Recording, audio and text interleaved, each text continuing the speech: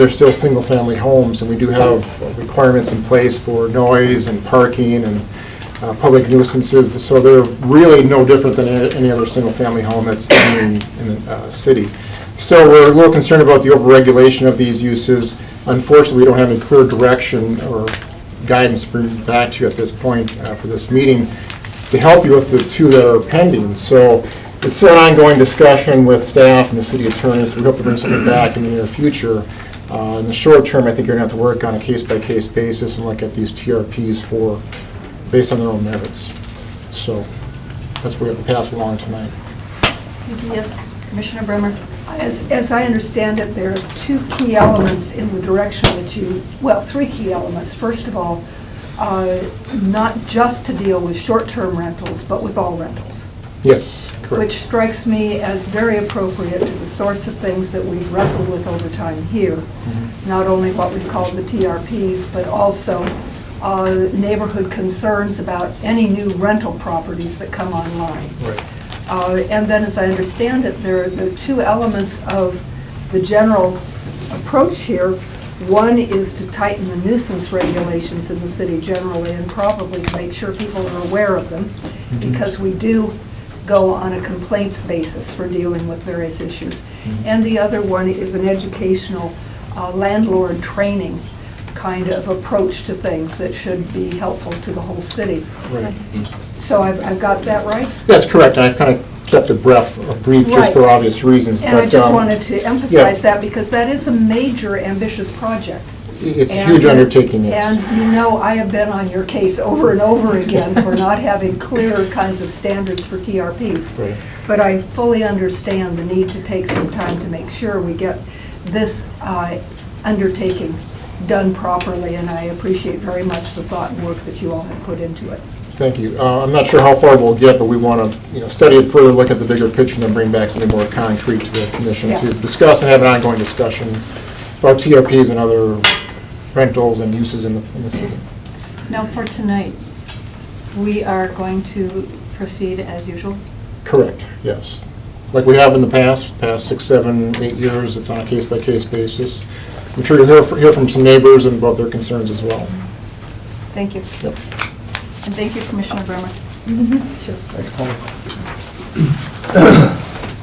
Okay, old business, item number 1. Discussion and action on the request for conditional use permit for a transient residential use located at 1059 Shadow Lane, submitted by Lambeau Field Investments, LLC. So this request was tabled at the June meeting. As you can see, it is just east of Lambeau on Shadow Lane. The comprehensive plan does call for single-family residential in that area. As you would expect, the area is single-family zoned. This is just a quick map to show you where the TRPs are in the area. Those in red are TRPs that have been approved. Purple are those that have been denied. The two yellow are the two that we will be discussing tonight. The one we're discussing at this point would be in the bottom right corner. As kind of we did last month, we do recommend approval of this request as long as they follow the submitted operating plan and the standards the city has in place that go along with TRPs. We did get one email from Alderman Weary against this.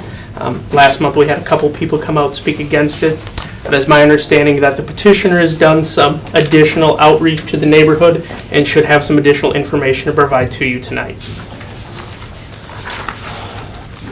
Thank you. I'm sorry.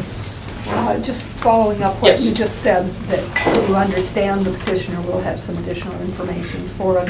Did the petitioner then have a chance to consult with the planning department staff? As We had a brief recommended discussion. last time? He was going around trying to speak with neighbors, find out who was for it, who was against it, and could provide those findings here tonight. Okay, thank you very much. Yes. Are there any questions for Mark before we suspend the rules? Because we do have people here who would like to speak. Okay, do we have someone who will suspend the rules? Move to suspend the rules. Second. Okay, rules are suspended. Is the applicant here tonight? Yes, we are. Would you like to speak? Sure. Thank you. And come on forward and state your name and address, please. My name is Attorney Ross Kornowski. I'm with Gerber's Law, 2391 Holmgren Way in Schwaben. I represent Lambo Investments LLC, the petitioner in this matter. We did go over quite a few details about this particular project during the June meeting. I don't want to necessarily waste the board's time here and rehash all of those details. What I will say is that we did, my clients did go out and procure some signatures in support of their petition. I just received it when I walked in, so I do not have adequate copies, but I would submit it for your review. Thank you. And some of those names are immediate neighbors to the property across the street, and I believe one is a directly adjacent neighbor. I can't recall which one, but. And then as far as one of the concerns Commissioner Bremer had regarding the, I guess, organizational plan and its lack of particular nuisance ordinances, I just would like to set the record straight on that at this time, we have not drafted a formal lease for these potential tenants. However, in that lease, it will expressly delineate specific noise and other nuisance ordinances that they will be subject to. So they will be aware of that. Thank you. Are there any questions? All right, thank you. Thank you. Sarah Drager.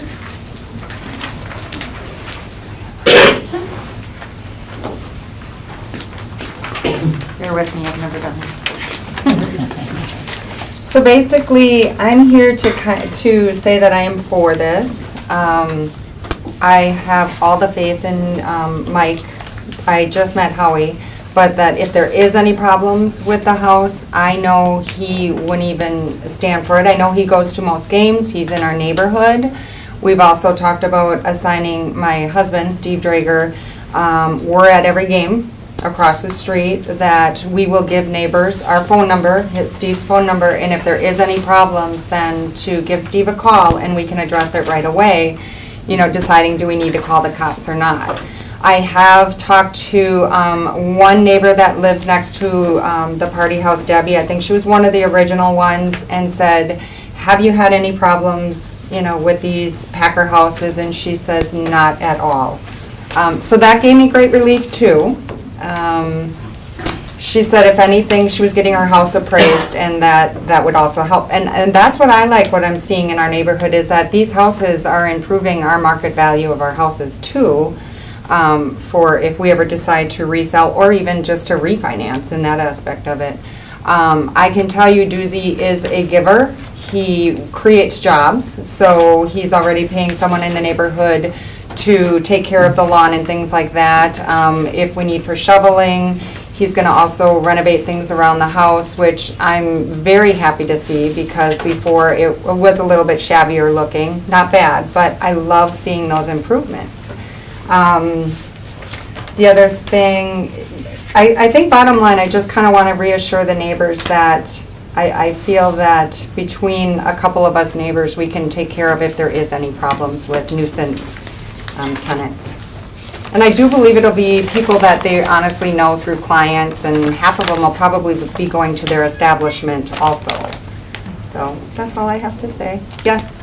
I'm wondering where you live in the neighborhood. Right across the street. Across the street. Yes. Thank you. Yeah. Excuse me, Yes. there are some other questions for you. Are you on Shadow Lane? Yes, I am. Right in the corner of Shadow and Gross. Are you 1054? Yes, 1054. Right there? Yes, Okay.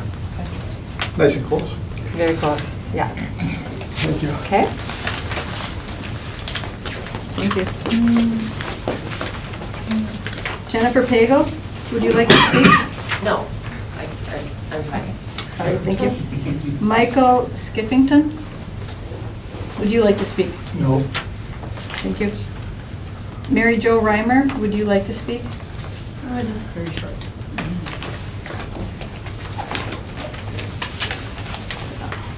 Say that I am a neighbor pretty close by. I'm just speaking for some of the people who have been in the neighborhood for over 50 years. And a lot of them couldn't make it to the meetings because they are a little bit older, but they are against. And I know so far that they have kept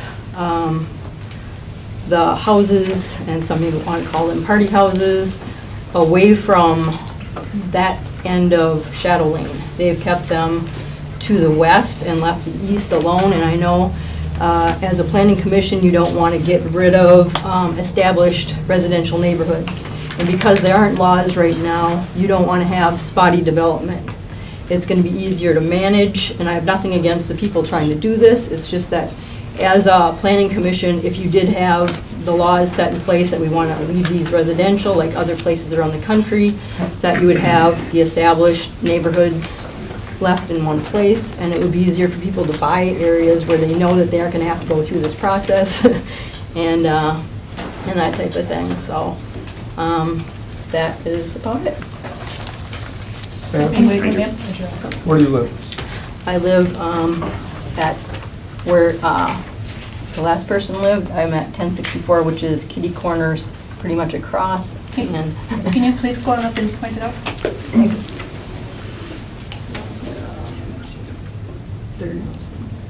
Oh, thank you very much.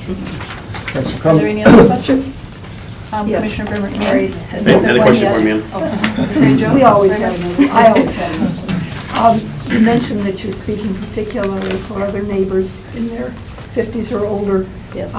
Who've lived there, well, who've lived there for a for long 50 time. years, yes. Can you tell us how many of those you've spoken to? Those I know have contacted Chris Weary as well, and those would be probably about at least 4 other ones, Thank you. including my parents who are elderly as well who live there. Thank you very Thank much. you. Thank you. Any other questions? Okay. Annette Chavez?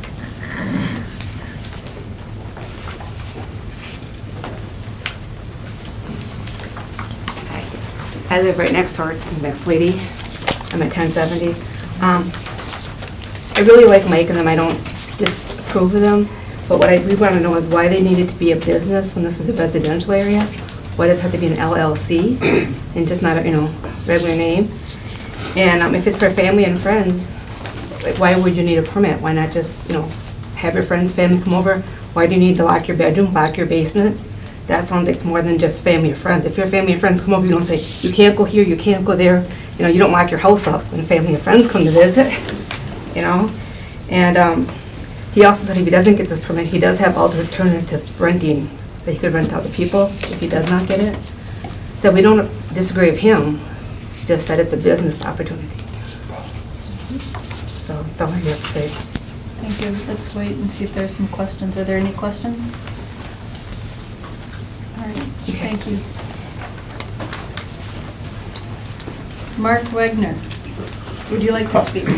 Yeah, I wasn't planning on it, but I will. I'm the guy that lives adjacent to it, and I'm the one cutting the lawn and taking care of it. And I just wanted you guys to know, as long as you gave me the opportunity to tell you, I have no problem with it. I think like Sarah Drager mentioned, excuse me, I'm not much for public speaking, but I think the property is probably going to increase values. It's probably going to be run appropriately. The people that are going to be rented to are going to typically be stable, older, more established people. I can't envision any keg parties at the house. So that's all I got to say, really. Do you have any questions? So you're at 1053? I'm at 1053, Okay, so right on the corner. I'm on the corner of Gross and Lombardi and Shadow. So you're going to be doing the lawn care and the snow removal?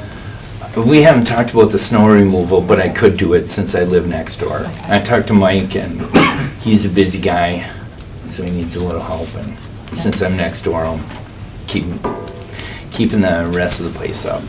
But I really don't think, like the last person that spoke talked about the basement being locked up and some other situational policies, but it's, it's going to be a business, it's going to be a rental. So they're likely to have tools or personal property or something that they want to keep a little secure. I don't know. I just don't see what the big fuss is. And I remember excuse me, briefly here, a term, excessive celebration. People were saying that, oh, you know, the neighboring homes, when the Packers score a touchdown, everyone's gonna go crazy. Well, I've been at my house for 4.5 years, and you can hear it way, further than where we are. The street's full of cars, the sidewalk's full of people walking up and down on game days, and I just don't see any problem. I don't think the neighbors will know that the place is, a rental house, other than the fact that during the week, nobody will be there. It's probably gonna be nice and quiet. So, that's what I would look for if I lived next door, which I do. Okay. Thank you. Glenn Roth, would you like to speak? No. Ben Heyer? No. Okay, both of you are for it. Is that correct? Correct. Thank you. Okay, Alderman Ray, would you like to speak? Hello. Long time no see. Everybody's been swimming at Colburn this year, right? Sure. All right. I've been golfing. All right. Okay. We'll get you there. TRPs. For my criteria, I like to use the neighborhood feedback as the number one. And on this one, it's split. There's a slight majority in favor. I'm still waiting to hear back from several people. There's a couple people here tonight or a couple who are opposed who are going to be here tonight, but they're not. So the slight majority is in favor. A lot of people neutral. Don't care either way. Is it a duplex? That's always a real positive for me if it's a duplex. It's not in this case, but is the backyard along Lombardi? I think that's a big plus. If the backyard's along Lombardi, it affects a lot less people and just out along the road. The operating plan details, I think, on this one are very good. It's not advertised. It's invite only. Good owners. 2 bedrooms, 4 to 6 people max. So far, the TRPs, I can tell you, since most of them are in my district, have been good. They've kept up their property very well. They have increased the tax base. They've been a positive. Not in all circumstances, but most. So it's kind of a interesting transition that we're going through here. I think overall it's a good thing for Green Bay, but we do need to listen to the neighbors. On this one, I'm still waiting for some input from some people, so I'm still a little bit on the fence on this one. So I just wanted to weigh in that majority so far is in favor, a lot of people in the middle, but there's some very concerned people who live right near it, and they have some valid concerns. So I don't know if you have any questions for me. Thank you. Those are all of the sheets that I have. Oh, yes, Alderman Steyer. Thank you, Chair. Please come on up to the podium. Oh, okay. Be a little more formal. Thank you. Fancy tonight. Thank you, Madam Chair. The question I had is on a TRP, if property, if it's sold, do the new owners need to reapply? That's really about it. I know it's a fairly simple question, but I think those are some of the concerns that come into play when you have a property. You can have all the neighbors in the area saying, okay, we'll take care of it and do that, and that's all fine and good. But when ownership changes, then you got a whole new set of dynamics. So I guess that's just my main concern. So that, I don't know if anybody has to add to that, but that was my concern. Thank you. Paul, sorry, I'm asking the wrong person. The TRP is for the current owner. If they would sell it, a new owner would have to reapply for the same process. Same. Now, would that come into play as well as if this new project that Paul's working on, if that goes through, that may change that dynamic then as well? Kind of what you were talking about initially at the meeting? Yeah. If the policies, if the ordinance or policies are changed, obviously it could affect that. Right. Okay. That's all I have. Thank you. Thanks. Thank you, Mr. Chairman. I forgot one comment I wanted to make, and it might be more on the previous item, but pertain to this one as well. The one that was denied up here on Shadow Lane, this purple one, Well, denial, as the people on Shadow Lane know, doesn't mean denial. They always have someone there. They've found some loophole that has confounded our legal staff. They always have someone there, and they're mostly behaved, but sometimes they're not. But on weekends, we don't have inspectors, and the police are often busy. So we need to find a way to address ones that seem to find this loophole of still renting it out, or whatever they do. You know what I'm talking about, Paul. So just, we need to be aware of that. Thanks. Thank you. Madam Chair? Yes, Commissioner Brimmer? And just to respond to that very important point, part of the reason that we're looking at this whole thing is because of the advent of Airbnb and other kinds of advertising media. It has really changed the market for this sort of short-term rental. And that, I think, would be part of tightening the nuisance elements in our general rental policy. So thank you very much for that. I wonder if we might ask the applicant another question. I have one that came up as we were going along, and I see. Typically, what we do is close Okay, and fine. then ask the applicant to come up if we have more questions. Very good. Thank you. Okay, thank you. So we need someone to return us to regular order of business. So Make a moved. motion. All right. Second. Thank you. So you had a question, Commissioner Brimmer, for the applicant? Yes. I also found the description of who the property would be available to, family members, friends, and business acquaintances and their families, somewhat confusing, that the rentals are on an invite-only basis. And obviously, this would not be a necessary process to go through if there were no commercial transaction involved. So the LLC commercial element of it, and I would presume at least would be paying family members and paying friends and business acquaintances and paying members of their families. That is correct. Okay? Yeah. Yeah. Thank you. That's really all I needed to know. Yeah, that was about my question Okay. too, was basically, you know, it said at this point, a per night rental fee has not been established, but you do plan on establishing something. That's correct. Because then I was thinking that this process wouldn't really need to go through if you're just letting people stay there, so. Right. Okay, that was my question. Thank you. Thank you. Is that it?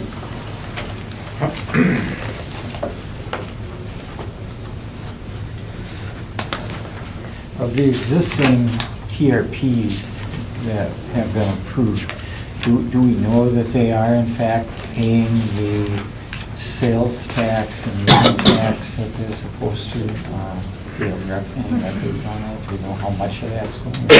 I don't know how much, but our finance department's heading that up, and they contact each approved CUP directly and get them the paperwork.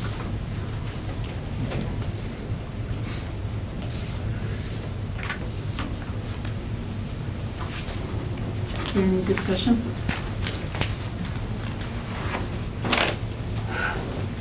Yeah, I do need to say, and the applicant was correct, I was particularly concerned about neighborhood support, and I'm very pleased that some of the neighbors came in to express the ways in which they intended to support this. I am concerned about the older neighbors. I don't think it's just because of my own age, but those who have been in the neighborhood for a while and didn't expect this to be happening. There are some concerns, and it's not just whether or not you happen to have noisy guests on one particular occasion. A couple meetings ago, we had a person who pointed out that it's rather unnerving not to know who lives next to you, and to have the house next to you be empty for some days at a time, and then have somebody there and not really know what's happening. So I remain very nervous when there is not a sort of overwhelming support among the neighbors for having this. But it does sound as if the applicants have done a good job of making sure there will be people to watch over the property, and that certainly goes a long way in the direction I should think of helping with those concerns.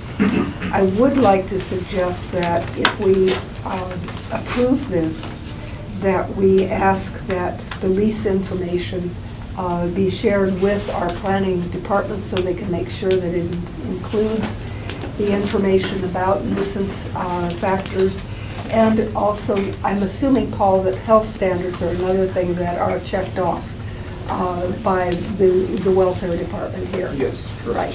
So that's not an issue, but I think knowing what is being posted for people who stay in the house is something that we really should do. So I would ask that that would be an amendment to approval if we move forward in that direction.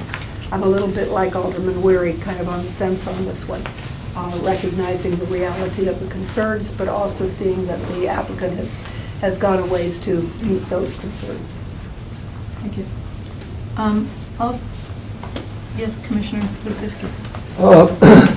She brings up some interesting points, and I think something that comes to my mind is that I'm sure you have a contact for whoever is in charge of the house, and that would probably be the owner in most cases. Or a representative, or the other. Should we maybe ask for one more representative if the owner cannot be contacted? Because it sounds to me like that's a concern of the neighbors and a concern of commissioners here, basically. I think if you have a concern about it, you certainly could, sure. Yeah. It might not Like be a bad. backup. Yeah, a backup, yeah. Sure. Maybe that's something we just feed into this when we get it straightened out. I think that's a legitimate condition you could add, sure. Okay, thank you. Now, somebody did ask a question about having, why there needs to be an LLC and why it's a business and things like that. And I wanted to bring up other rentals in the city. If this was a regular year-round rental, or at least 28 days or longer, anybody could own that and rent it out and not have to come in here to request permission. Now, is that correct?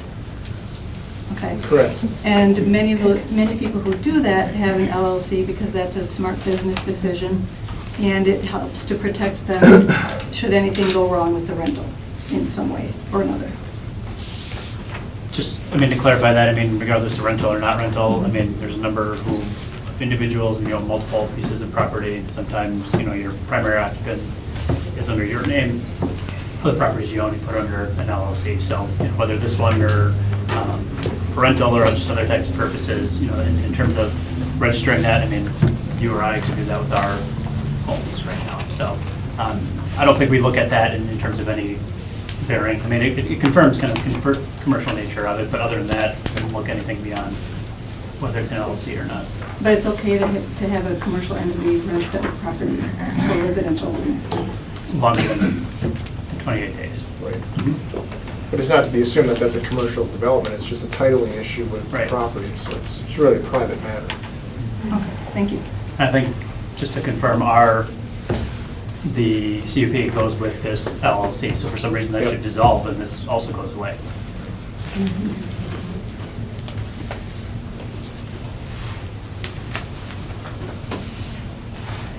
I think in terms of protecting the neighborhood is something that we all have concerns about, but that's really a concern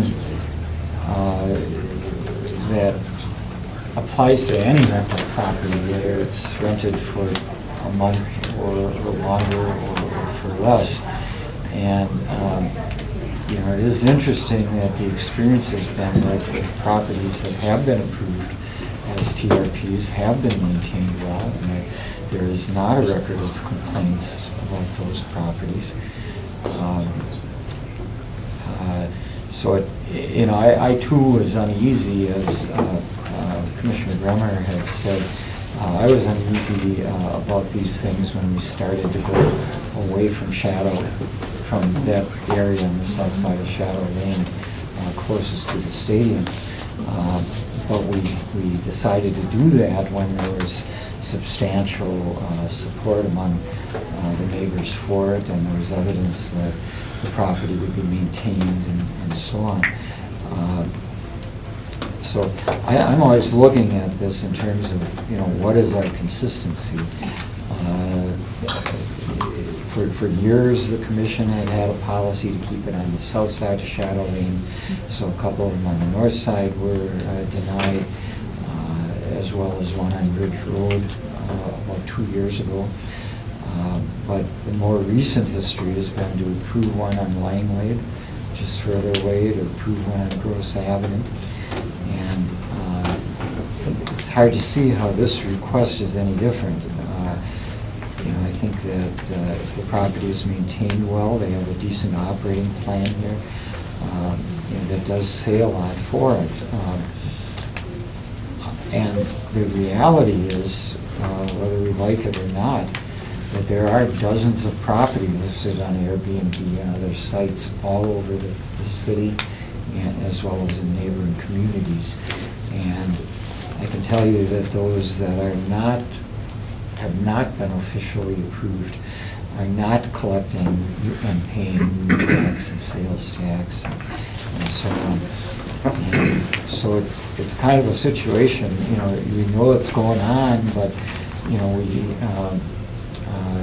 when someone comes in and has a legitimate operating plan and has substantial neighboring support for it, we're never going to have 100% neighboring support for it, for anything. But it does lend a lot of weight to their request.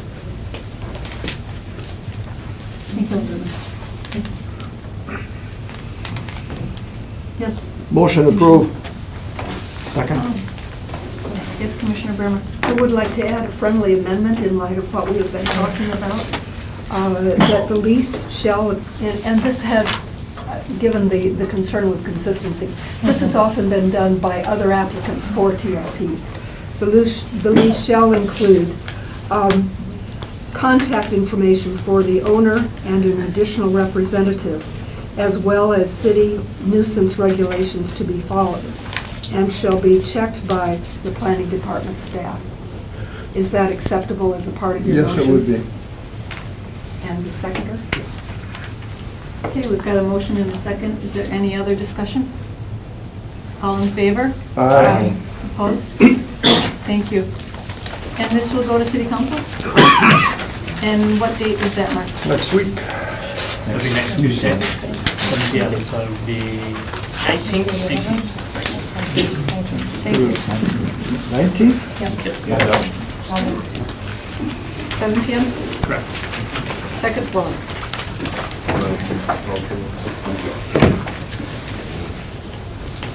Thank you for coming in, everyone.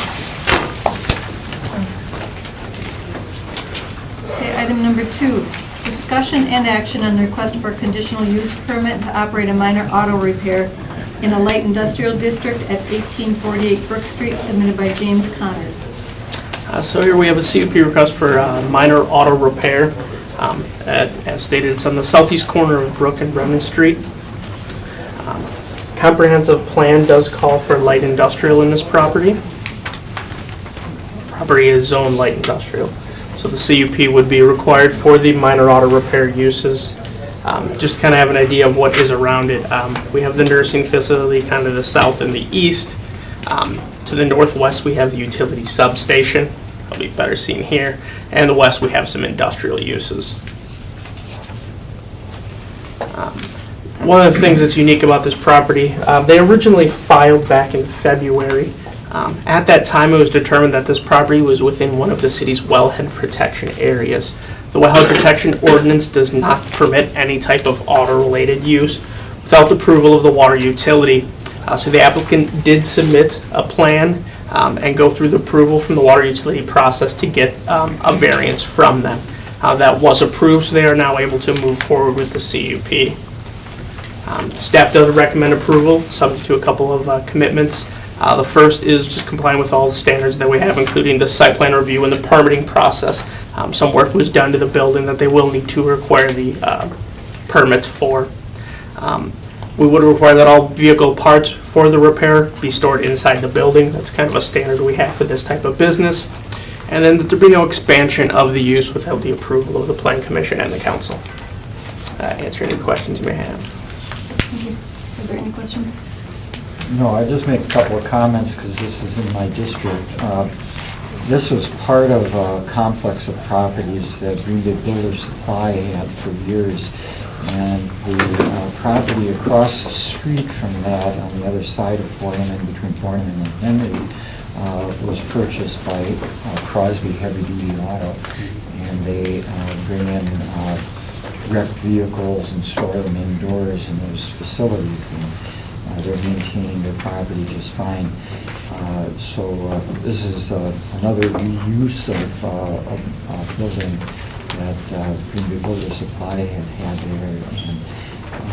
And looks to me to be an acceptable use. I don't have a problem. Thank you.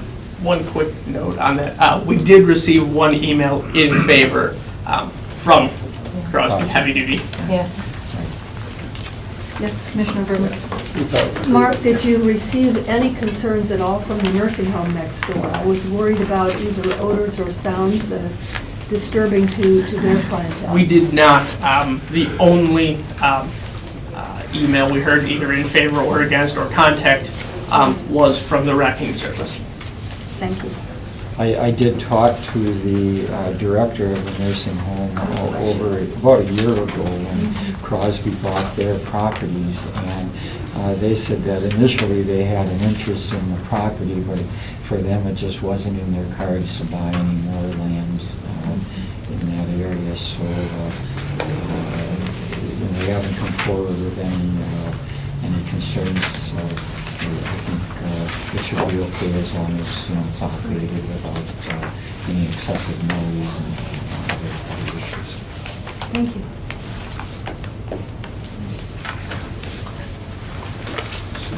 And just for the record, as far as I know, this is not a relative, so.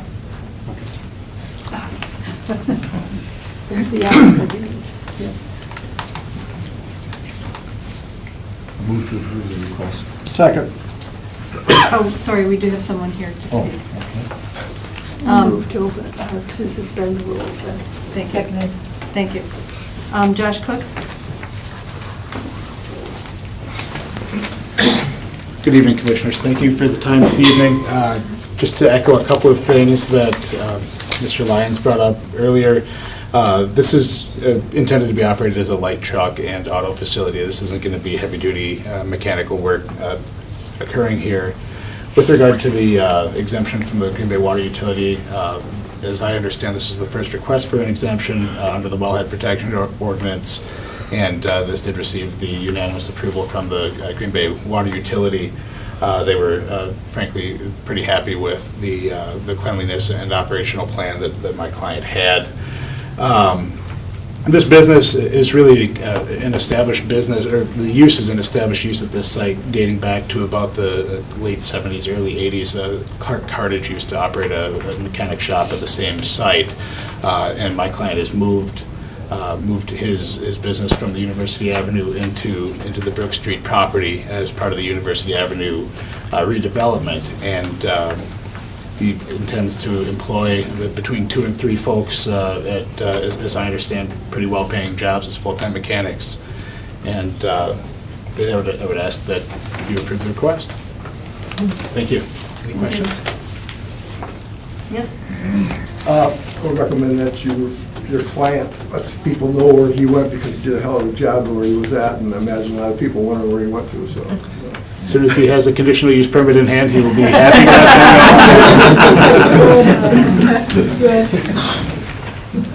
And then just to reassure my concerns about the residents at the nursing home, I am assuming that all of the mechanical work will be done inside. All of the mechanical work is done inside, and my client informs me that there will be no exterior vehicle storage happening at the site. Good, thank you. Thank you. Now we need a motion to return. So moved. Second. Thank you.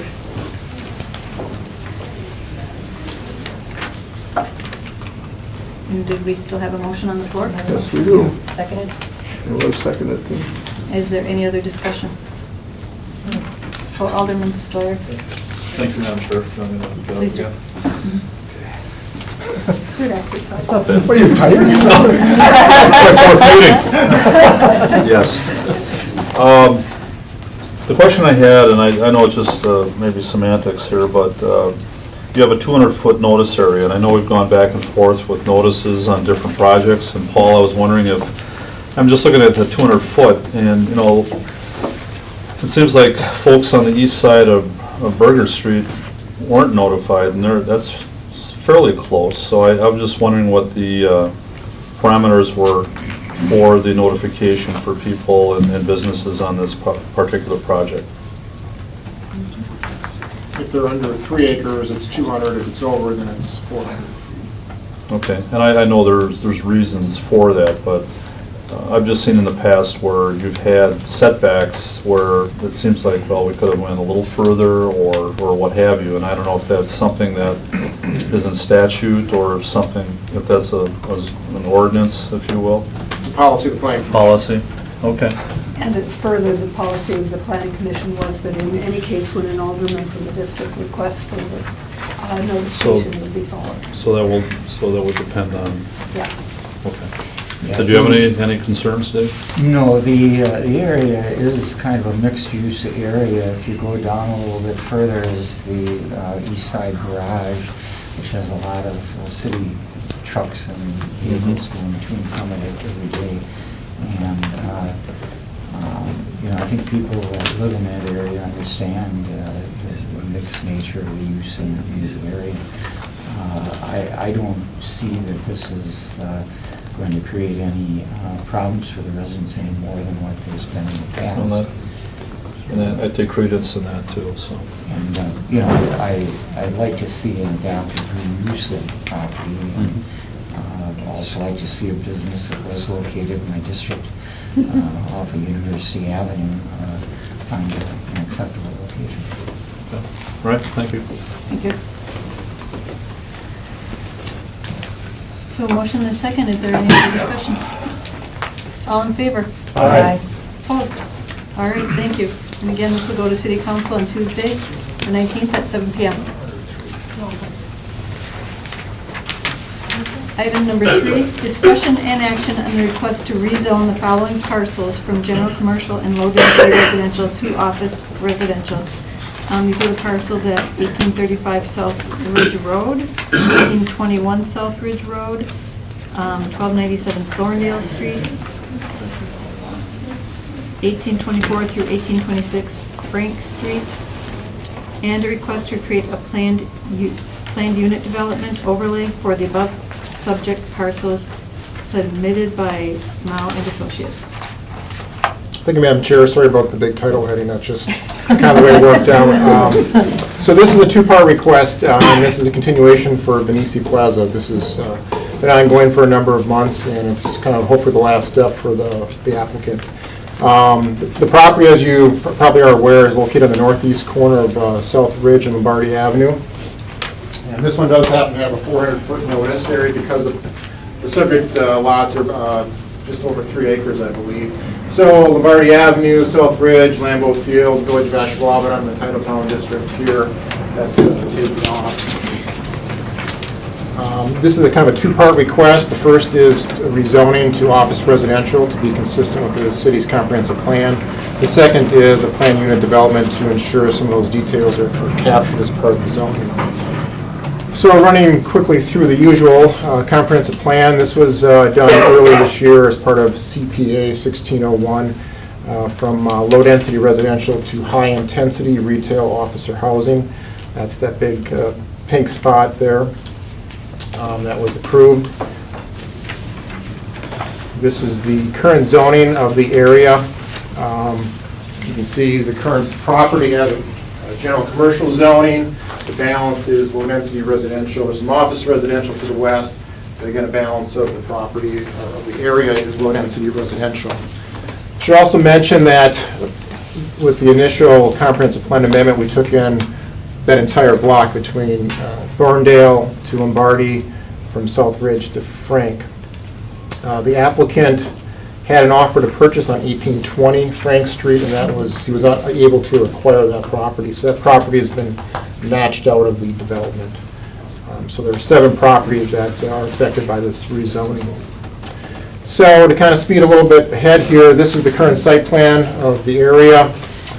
Kind of change orientation a little bit. This is Lombardi Avenue, South Ridge Road, Frank Street, Thorndale. This is the proposed building up on the corner. This is the property that was excluded from the development, but the balance of the properties are under control of the applicant. You may have seen these before. These are some elevations of the proposed building. This is a multi-story, multi-use building. As you can see, it's located right up on the corner. It's about a 5-story building, not to exceed about 75 feet in height. This is a north view of the property, looking north view of the north facade view, but looking south. Lambeau Field is just in the distance here. So there is a planned unit development that is attached within your agenda tonight. There's several standards that we work with the developer on to get close, hopefully. There are 2 issues that are somewhat outstanding, I guess. One is more pressing than the other, so to speak. An ongoing issue that we've had with this development has been the access to Thorndale. And since day one, we've recommended that it not be established any sort of ingress-egress connection there. The developer would like to see that, especially on game days when there's a heavy amount of traffic that may be coming to and from that site. As part of that, we asked the developer to do an abbreviated traffic analysis, and that is almost in its final stages right now. Our traffic engineer, Dave Hansen, has reviewed that. He doesn't have final comments to present, but his concern, or mainly one of his few concerns, is the placement actually of the driveway on South Ridge Road here. If you'd like to see this drive lined up with St. Agnes Drive, which is right across the way here.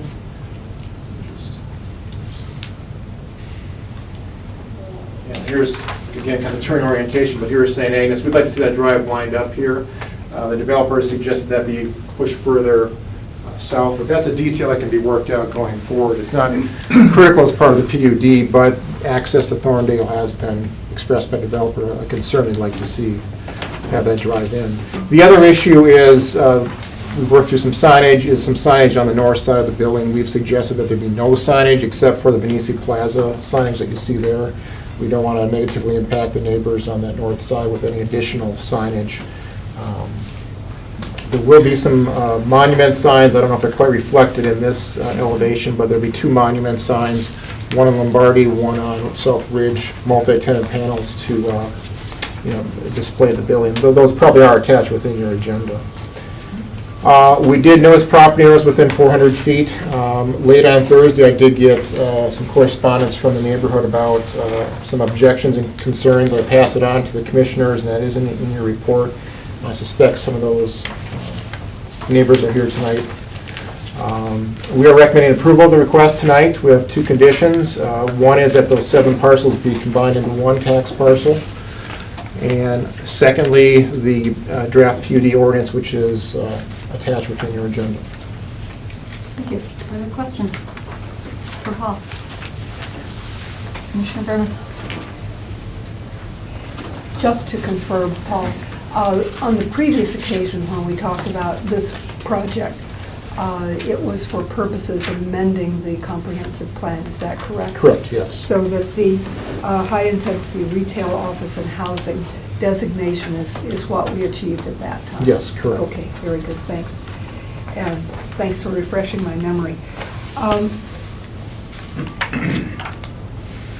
So am I understanding that your recommendation, the staff's recommendation for the access to the parking area and to the property is the one access off of Lombardi on the left of the drawing here, Yes. and then directly across from the St. Agnes Street on the top of the property, and no access from either the right-hand side of the drawing or the underside of the drawing? Right. No access from either Thorndale or Frank? Correct. No access to we consider those residential streets, predominantly single-family, 2-family homes, so we feel that that's almost kind of a zoning trespass. We want to see that commercial traffic bleeding onto a residential street.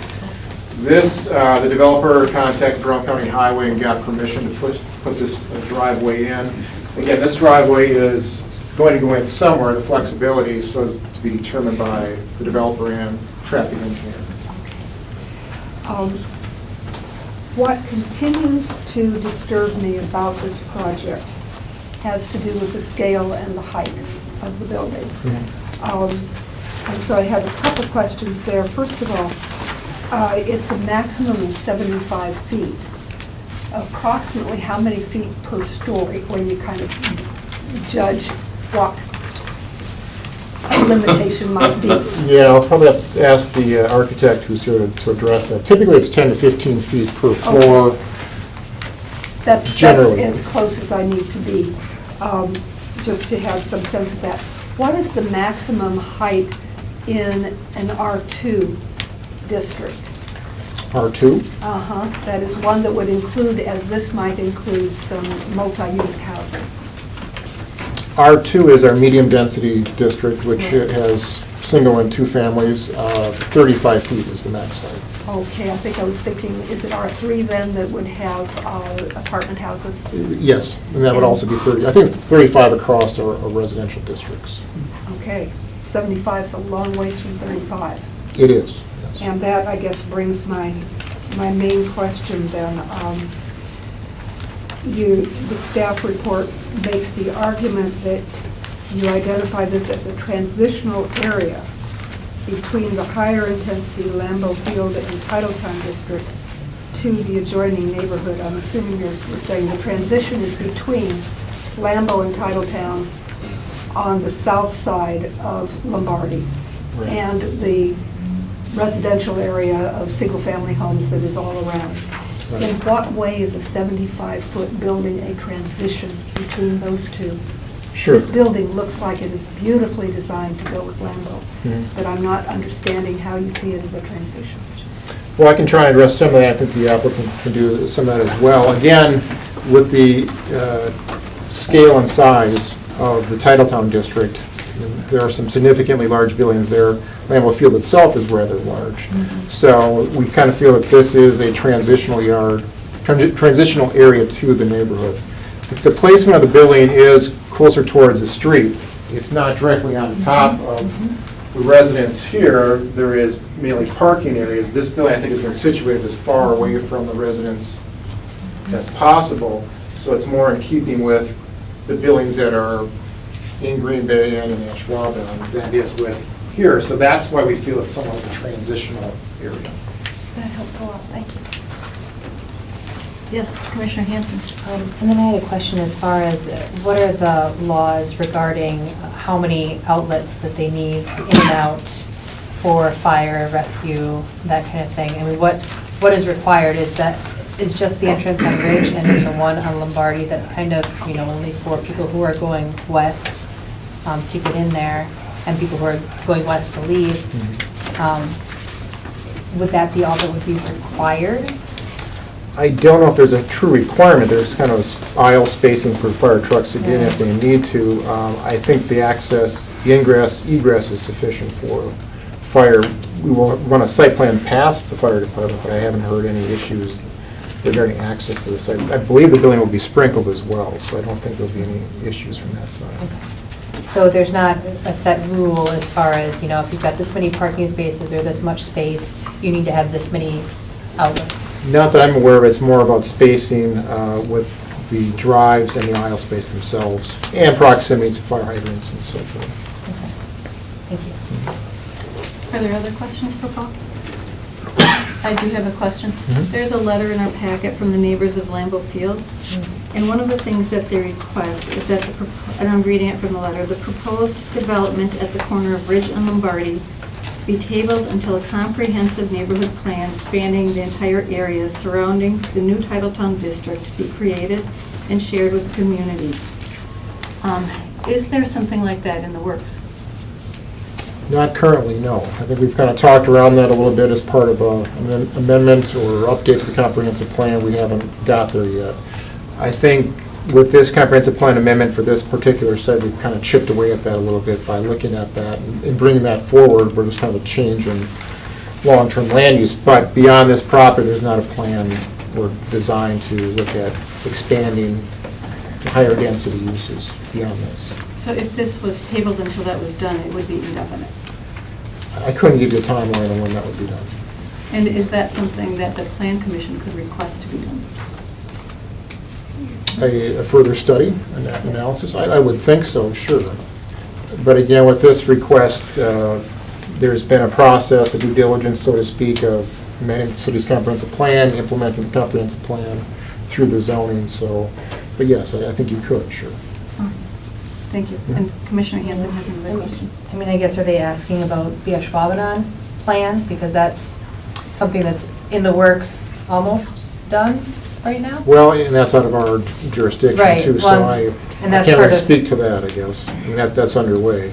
Yeah, I mean, neighbors of Lambeau Field, I mean, the thing about that is that most of that is Ashwaubenon. Or a good portion of it, you know.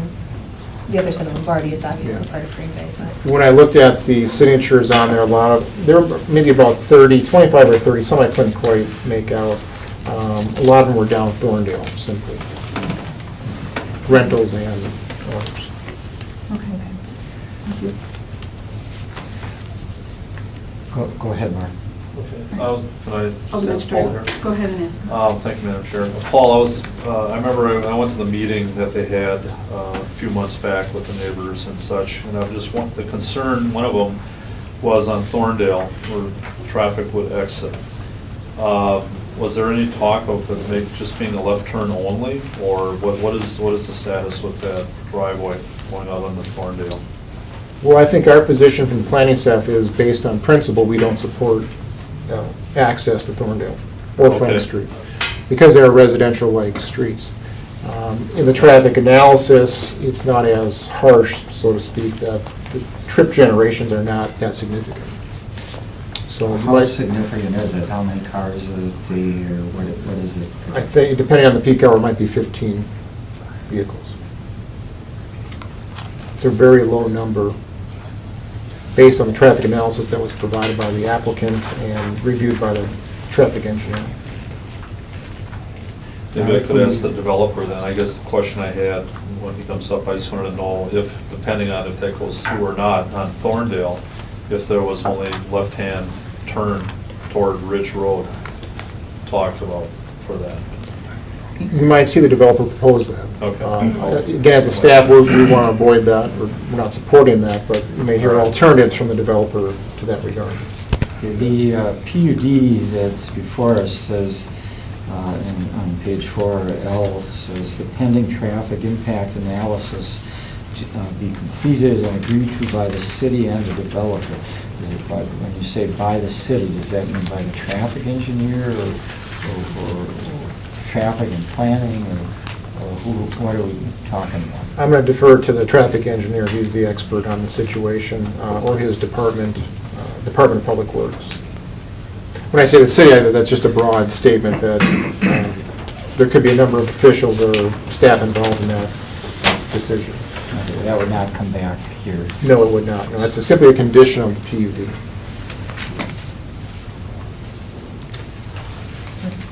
Thank you. Are there other questions? Thank you, Paul. We do have people here who would like to speak. Is there any other discussion before someone suspends the rules? Move to suspend the rules. Thank you.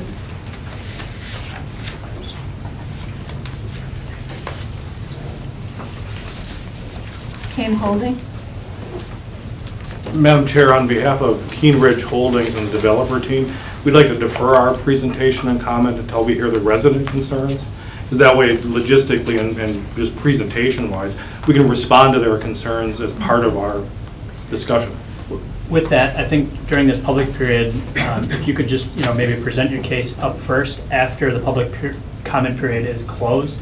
The commission, if they have additional questions, will be able to ask you in terms of, some of the concerns or other questions that may get up here. So what I'm understanding is that we'll have the public comment section, and then the developer team can present their proposal and answer any questions that the commission has. Yeah, right. I think what we're saying is we would like the developer team to present first, just for the benefit of the audience to hear, those in the public, to hear what you are presenting. Present, have the public speak, and then once the public comment period is closed, if the planning commission has additional questions, follow up. If that's the pleasure of the board, we're prepared to do it that way too. I think just in terms of process, that helps everything go right away. No quick questions.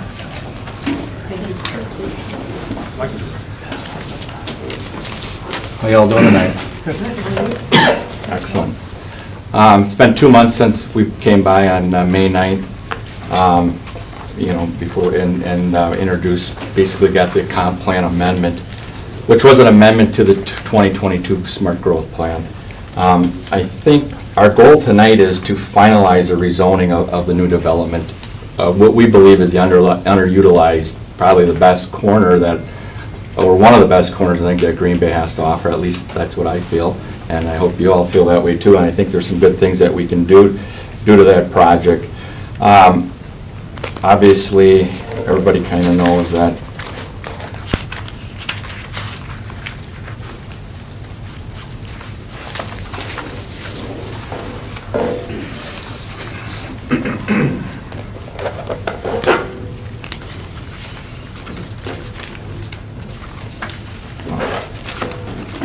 obviously, everybody knows where it's located. We're a stone throw away from Lambeau Field and then another stone throw away from the new Village of Ashwaubenon and Titletown District development.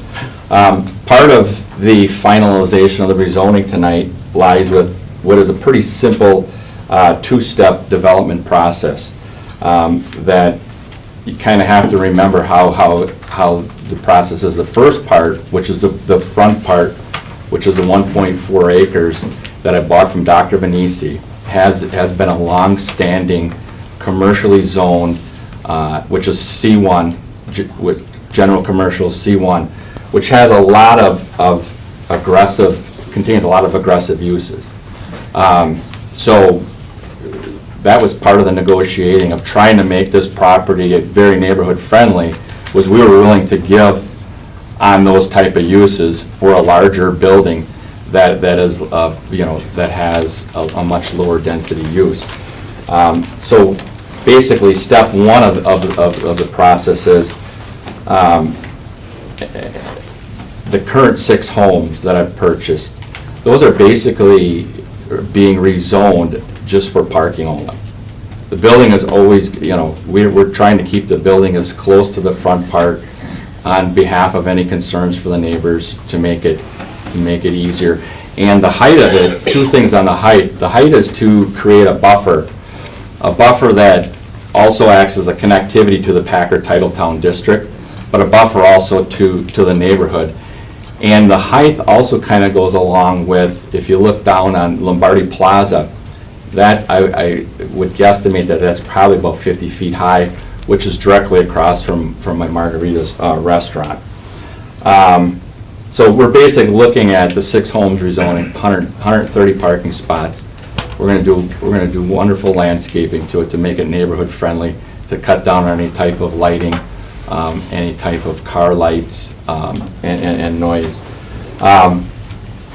The second part is obviously the rezoning of the front is currently, like I said, zone general commercial. So what we're willing to do, and as part of the PUD, is we're willing to accept a lower use, which is considered office residential, and then with that, we're basically giving up on a lot of uses that would not be the best fit for their area. Part of those permitted uses would be, a gas station would be allowable in there. General retail uses such as firearm sales, pawn shop, building material sales, a laundromat, currency exchange, contractor showroom, and like I said, a gas station, but it'd be limited to not including a convenience store. The second part that we're giving up on is social service businesses, such as animal hospital, animal grooming, large tool and equipment rental facility. That was all contained in the general commercial. And then commercial, recreational, and entertainment, which would include indoor recreational facilities, which we do not feel would be the best fit for that neighborhood as well. And then there's what they call vehicle services that like used car lots and obviously I don't think we want that. I don't want that. So part of the whole process that that we've been working on actively since August of 2015, and I think Paul was kind of sick of me at times saying, "Man, this process is unnecessary and excessive." And what I'm talking about in the process is I've done many developments in the area, specifically most exclusively in Ashwaubenon. And so I ask for one thing, that you guys, call up Mr. Albringer and ask him what type of honorable business person I am and the hard work that I dedicated to Margaritas over the last 13 years and doing development. I have a great track record of excellent tenants that are national tenants that are located behind Margaritas. I think Margaritas is probably one of the busiest restaurants in town through hard work. And the thing that I'm proud of the most is that I'm right next to a residential neighborhood. And Marley's a busy road that's similar to what we're doing with Thorndale, that I have access to that, and that is not very, very rarely used. It's only used by the neighbors. So as we sit here today, the part that I'm asking you is, when I talked to several of the municipalities at the beginning of this process, I said, what do you suggest that I go and ask Green Bay to do? And both of them came up and said, well, it's a pretty simple deal. You got a hell of a spot there. It's already zoned commercial. All you're trying to do is turn 130 parking, you're trying to turn some houses into 130 parking spots. And they said that it's a simple solution that you don't go in there and tell them that you don't want to rezone the back part, that you would ask for a conditional use permit and turn that into a parking, which would have made this process really easy for me, but obviously it would have not included a lot of dialogue with the neighbors. So kind of just to answer a lot of the stuff with the neighbors and a lot of the work that I've done with the planning department has been excessive. Like, we started last August, Mayor Schmidt attended, the whole planning staff attended, where we laid out preliminary ideas to the site. We then followed that up because at that point, I thought it was very crucial that I gain access onto Lombardi, because I felt that would take away all the access that would be needed into the neighborhood. And Paul and I met in September of last year with the Brown County Commissioner, Paul Fontecchio, and his staff. And a month later, we went out and looked at the site, and we got approval for that access on that particular last fall already. So from that standpoint, then we went to designing the building, and that included meeting in November or December. We met with our original site plan and building rendering. And the one thing that you got to realize is the acquisition cost of the property was not cheap. Therefore, Commissioner Bramer, when you're asking in regards to the height of the building, it's kind of like I could have developed the front part, and I was originally going to do a two-story restaurant. And the two-story restaurant, my restaurant, which is 6,500 square feet, I serve 5,500 people a week. So if I went up to probably 8,000, I'd probably be serving around 8,000 people a week, which would have been a lot of activity in the neighborhood. And in fact, part of my deal was I was only going to develop the first part of it and leave the back 5 houses just to stay as they did. I then went and met with some of the neighbors that expressed concern with having a restaurant to the front. And then they got together and agreed that they would sell their properties. And I, at one time, my premonition was, it's 5 houses or none, because I couldn't afford it. And then, so 4 of them agreed, 1 breached the agreement, and that's the one that's carved out on there. And so that we're just going to build around it, and would appreciate you guys accepting that, because I could not afford the acquisition cost to that property after the gentleman breached his agreement. As far as I would like to address a couple of issues. First of all, the Thorndale access seems to be a issue that everybody wants to hear about.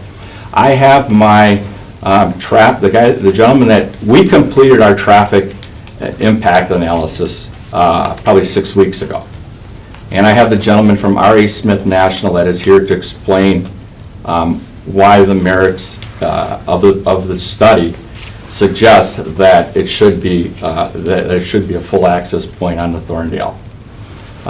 So, at the February meeting, when I met with, Paul, I think there was about 20 from the staff. I was only planning on 5, and here there's 20. And we went through the whole thing, and at that particular day, that's where Engineer Hansen suggested that we do a traffic TIA, and I said, well, the Packers just did one, can't we get the Packer one, and that be, that should represent everything that you're gonna need to know. And that particular day, I said, if you're asking me to spend $30,000, whether it works in my favor or it works to the neighborhoods, I'm doing this on behalf of trying to come up with the best neighborhood plan and development plan for myself to make money and for the city of Green Bay.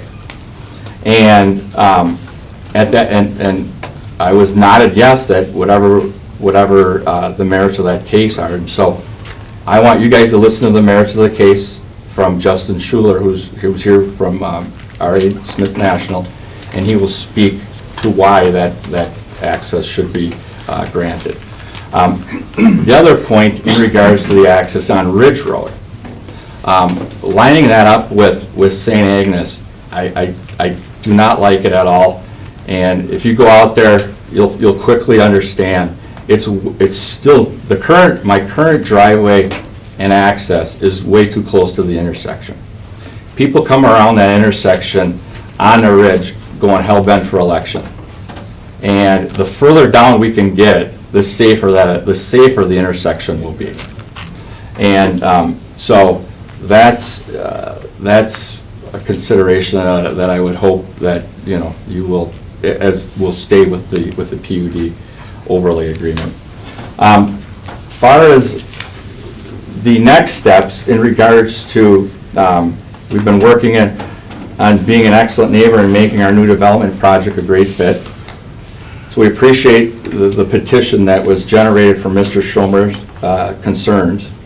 And concerns in his petition, we appreciate. But we've already outlined a majority, almost all of those, with an exception of the Packer Game Day study, which there's no study that's going to tell you anything that you would already know. People are using that whole area to park, 15, 20 cars in one residential lot. I need the access to allow people to get out. And also on the game day, they take away the Lombardi access during the game time. So I think that without having that access on Thorndale, it's a safety concern that if something would happen with the ridge access getting plugged up, that, we need the needs for a fire truck and all the fire safety and those vehicles to access as well. The other thing that was basically in regards to the petition, where it speaks in regards to air pollution, carbon emissions, I think that's kind of a baseless claim. We're not going to do anything that's going to affect any type of, we're not going to have smokestacks or anything else. And from where that gentleman lives, he's probably closer to the Packer district that he kind of brags about than he is actually to my property. So we began the process last August, went through the meetings with the Brown County Commissioners to get the access in what would be October, November, designed the building. Then when we came into February, that's where I amended the comp plan, which was something that I felt should have actually been done by the city way long ago, other than, me having to come in and create, another hurdle that would have been eliminated had we, done a conditional use permit. But we did that. We worked hand in hand with Paul. Paul has done a great job kind of directing traffic as to what we shouldn't do. And then in February, we had that February 7th meeting, which was a setup prior to the February 25th was a neighborhood meeting. The neighborhood meeting, we had a great turnout. I would say roughly 88 people turned out. And I would say that there was probably about 10 that opposed of it. And there was many people that spoke up for it. And also, when you guys are when you're talking about the actual radius and what I did extra to make this a good neighborhood project is, it's only it's a less than 3 acre project, which means that anything under 3 acres, any type of neighborhood, meaning a 200-foot radius, is what your zoning calls for. We elected to go 400 feet on the neighborhood meeting, on the amendment to the comp plan, to create a greater outreach, to create and reach more neighbors than what we were reaching with the 200 feet. Of that petition as well, within the 200 feet, there was 3 signatures. So most of the signatures were even out to 400 feet. So, and what would have been nice is if we would have got that a little more on a timely manner. I received it at 3 o'clock on Friday, and I've been more than open to discuss these issues long before. And, so as far as, putting a weight on the plan, I'm here to say that we got to keep moving forward. I've got a lot of money tied up in this. We've been moving on it since August of last year. We did the meeting. I then, after the meeting, followed up with the Plan Commission to recap the meeting. I then sent a follow-up letter to all the neighbors, thanking them that came. So, I've done a ton of work in regards to that. And then when we had the comp plan, we've been, in addition to the comp plan and the rezoning, we're also doing a PUD overlay. And I think Paul and his planning, and Kevin and the staff, we've probably had at least 3 meetings on that. And we're 95% there.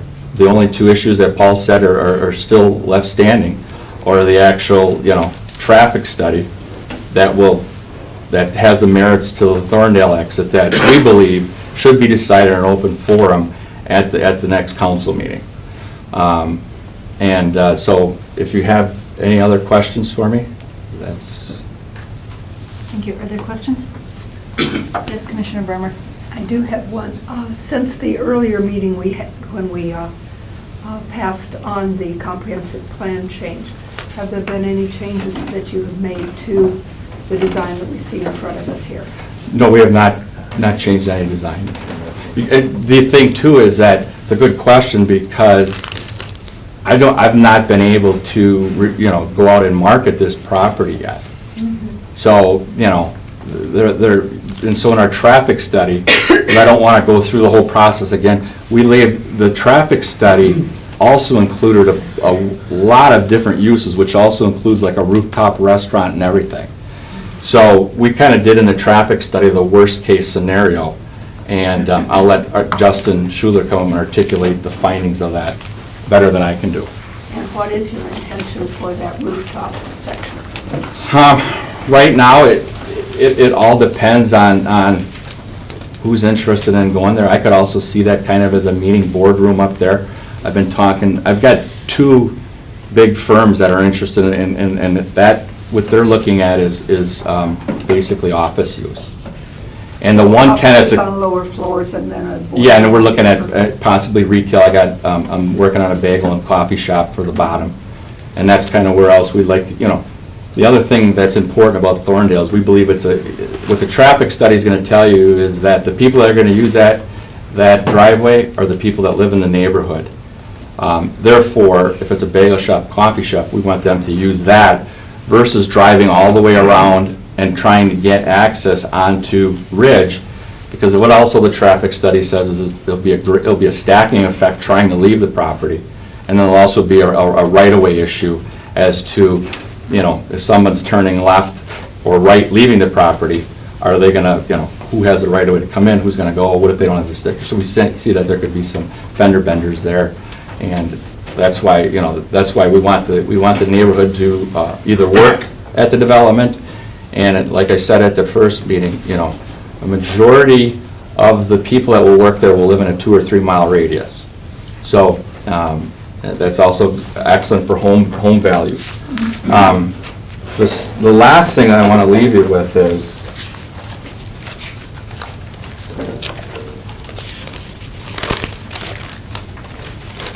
paying for your infrastructure. Right now, as we look at this property right now, we were In 2015, I paid roughly the properties paid roughly $37,000. If nothing gets done and next year comes up and that property's sitting there, because I'm tearing the other houses down, I'm gonna use it for big game day parking like the rest of the neighborhood does, the property taxes will fall to $18,000. With the project being done on a relatively conservative basis, we're estimating there'll be roughly $7 million economic development incremental value to Green Bay, which will be roughly a $145,000 increase in taxes. So over 10 years, you've got half your infrastructure paid for. Any questions? Any questions? Commissioner Warbitsky. Great presentation. You've done your homework really well. Thank you. And, I appreciate that. I'm right with you about that street entrance lining up with the other street. I think that's kind of ridiculous. I would think that the traffic engineer would see that right away. Just scaling it roughly with the scale that we have on there comes up to about 100 feet. That's a mess. And to put an entrance right there, I think your other entrance would be more appealing. Along with that, as far as judging driveways and everything goes, if you just have a left turn only on that back entrance, would that be any hardship for you, you'd see? I'll let the traffic guy talk to it, but in my He'll probably come up with traffic expertise, I would think that would be something that Dave's would be pretty good with acceptable. that, and I think that And he's- putting signs up and stuff on that. Okay, good. But no, I have Justin Schuler here from RE National that can talk Yeah. on the expertise of it, if you guys would like him to come up. Do you want him to come up now and kind of explain what his findings of that study? Okay.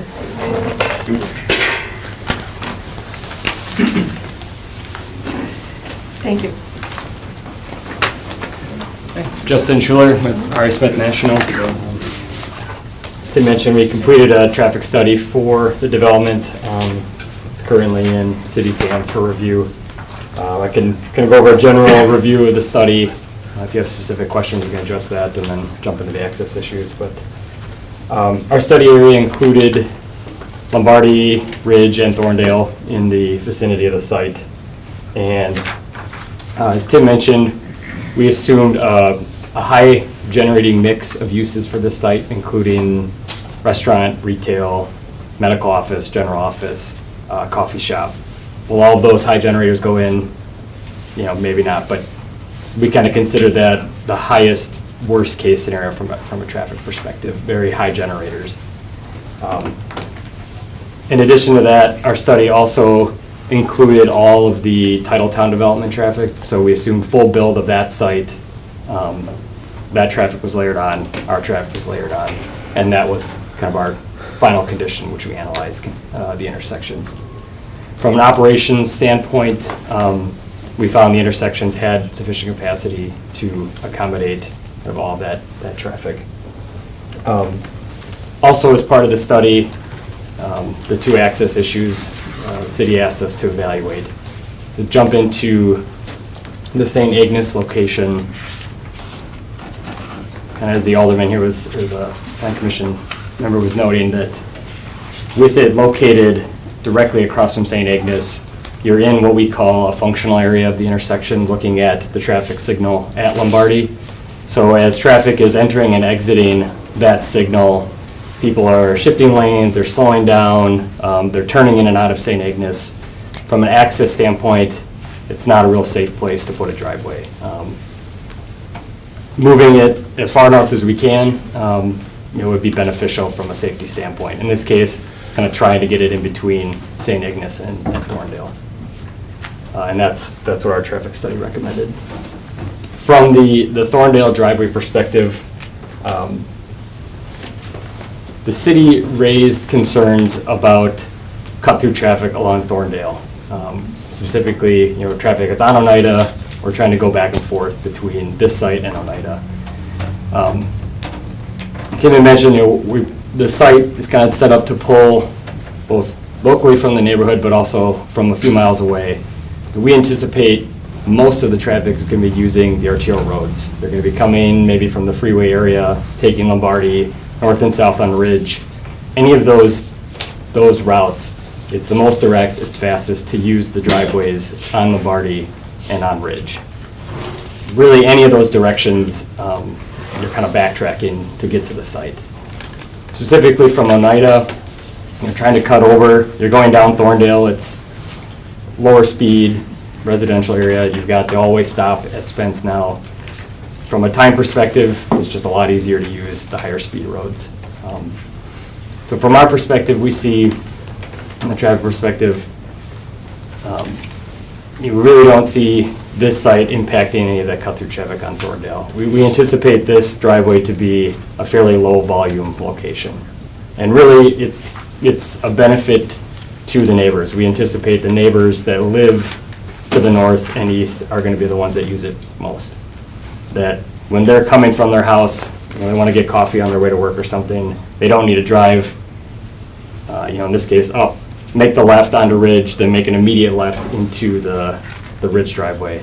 That was kind of the conflict Tim was talking about, that if you're making a left out of Thorndale, go south on Ridge, and then you want to make an immediate left, sometimes people kind of cut that short and they're not pulling out and doing a stop maneuver. And if somebody else is coming out of the Ridge driveway, is there going to be some conflict there? So we see it as an overall benefit to kind of help the neighbors in that area.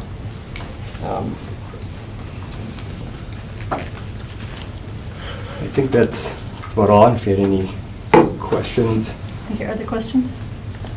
Commissioner Bremer? Yep. I'm trying to get my head around left turns onto Ridge, Mhm. either from the driveway on Ridge or from the Thorndale exit that you all would propose. Okay. How would that be controlled? How would that be dealt with? Well, the driveways would be stop controlled. So as you're making a left out of the Ridge driveway, you need to wait for a gap in traffic on Ridge. Same thing when approaching, from Thorndale. Okay. So you're not anticipating any need for any traffic control at those? As far as like a signal, no, Dare I say roundabout? I don't know. I'm probably already getting glares, I don't need to say roundabout. Yeah, so there are national standards that are in place from a traffic volume perspective that would warrant a traffic signal. You need to kind of meet those values from a driver expectancy standpoint, and there's just not the volume here to warrant them. That's exactly what I needed to know. Thank you. Yep. And like I said, from a capacity standpoint, we were seeing acceptable operations. Will there be some delay at the busiest times? Yes. But again, that Thorndale driveway kind of gives that a second option for neighbors then.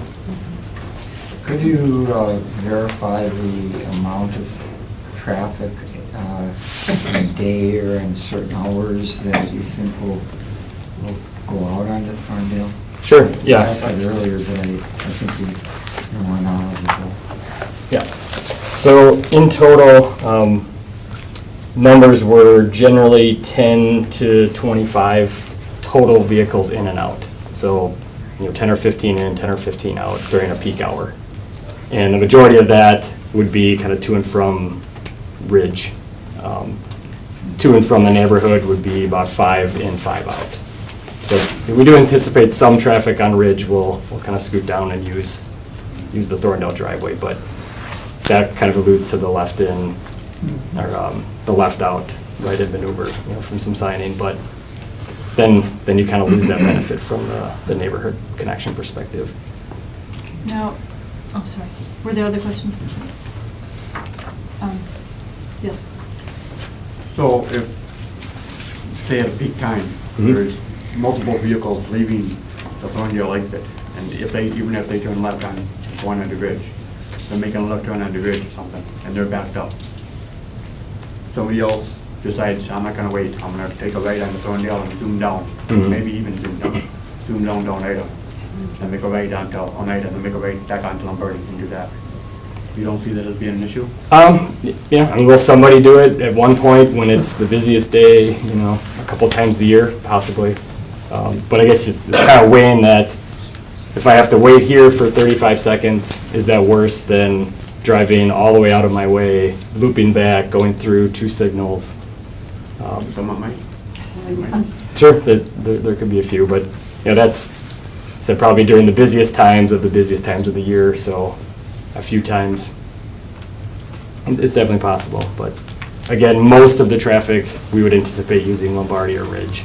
If you're going west back to the freeway, the right out of Lombardi is a direct exit.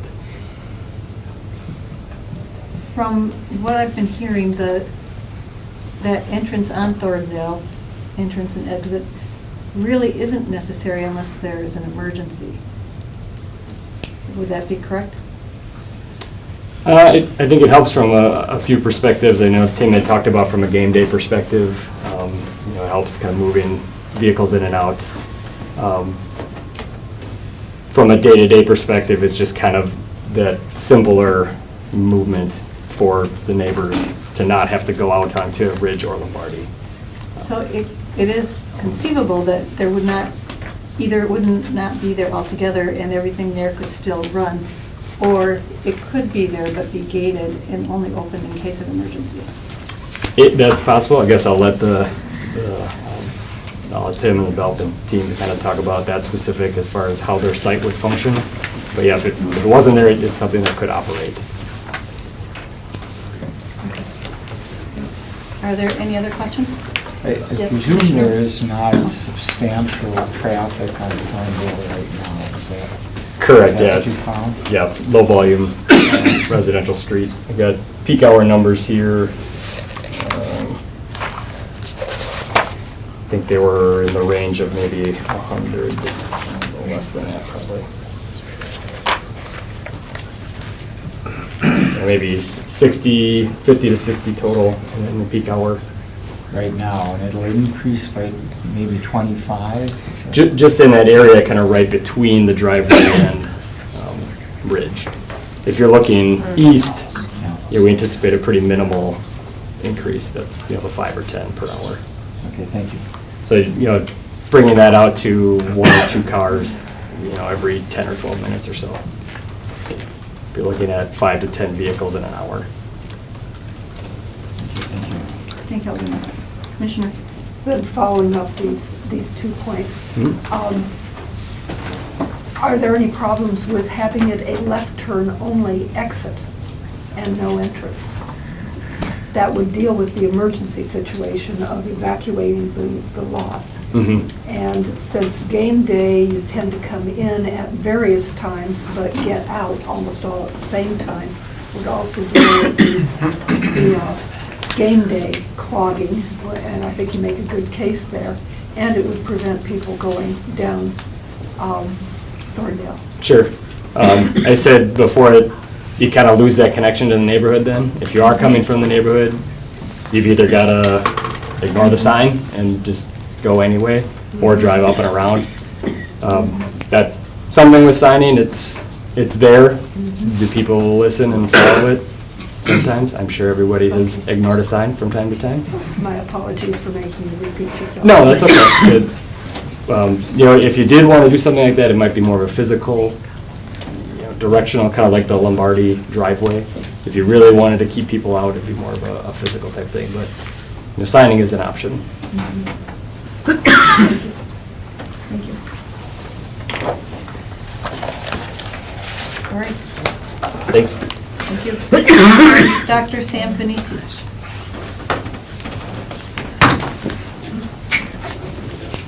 I'll try and make it quick. I once before, and I just basically want to re-echo my support for Tim's project. I think it's a wonderful movement towards the creation of this project is really a natural movement from the title district, and it complements what is going on across the street very well. To the neighbors that are concerned about the project, I think if and when it's completed, I think not only the city of Green Bay, Titletown, and the neighbors will be very pleased. I really trust that Tim is going to do a beautiful job with this particular project. Chip is quite a businessman, as we all know, but he's also a very generous person, a very sensitive person. And sometimes his persona doesn't necessarily pass that on, but I've got to know him quite well in the last 2 years, and I really trust that what he's going to do here is something that's going to make the neighborhood quite proud when it's all done. It's going to be a beautiful project. As far as Thorndale, years ago I lived on Thorndale, right next to Dave Sherry. Dave Sherry's Yes, here. Doctor? You're right, you did. I lived right next to Dave Sherry. Just address the plan commission, please. I just wanted to see if Dave was here. So I can understand what the perspective is from the standpoint of living on Thorndale. But after hearing that traffic report, I really don't think it's going to be a big issue. Game day is out of the question.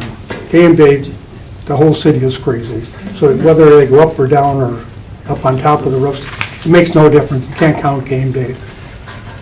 But I understand both sides of the issue on living on Thorndale, and I think that's something that can be resolved, and hopefully the city council will do that.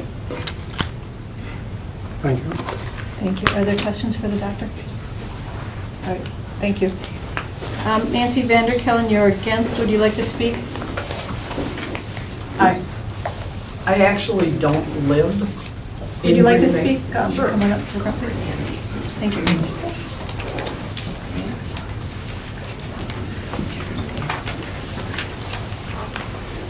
I'm here because I have a permanent parking spot for Packer games. And I can tell you, first of all, my aunt built on Thorndale. And she must have been it was in '59. So the house has been in our family for years. My niece now lives there with her young daughter.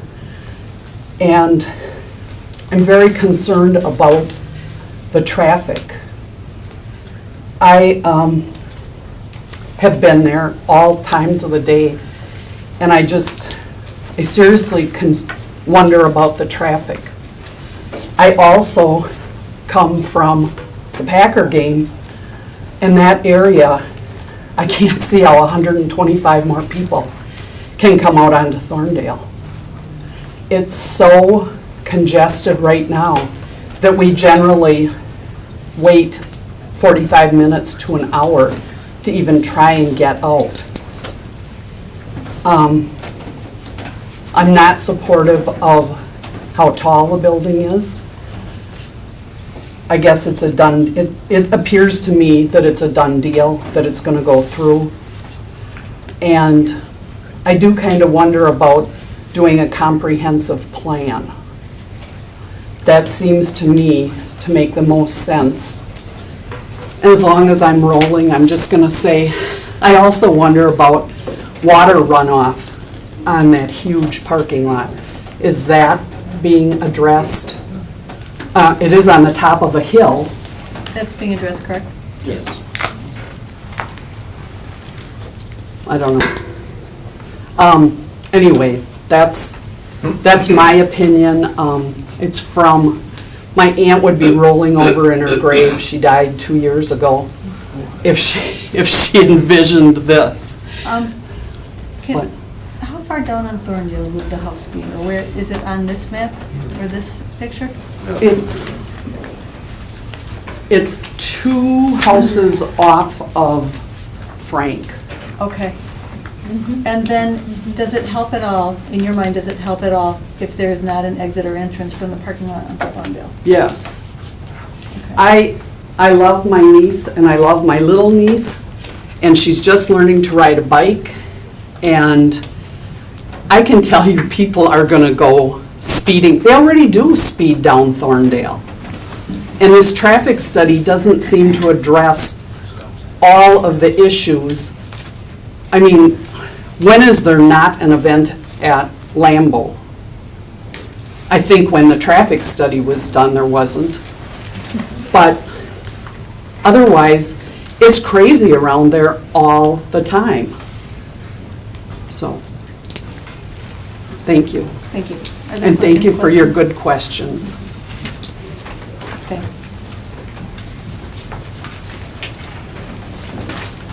Joseph Schultz. Would you like to speak? No. And Joseph, would you like to say whether you're for or against? Oh, it's for it. For it? Yes. And Mike, I cannot read your last name. It says you would like to speak. Lynn? No?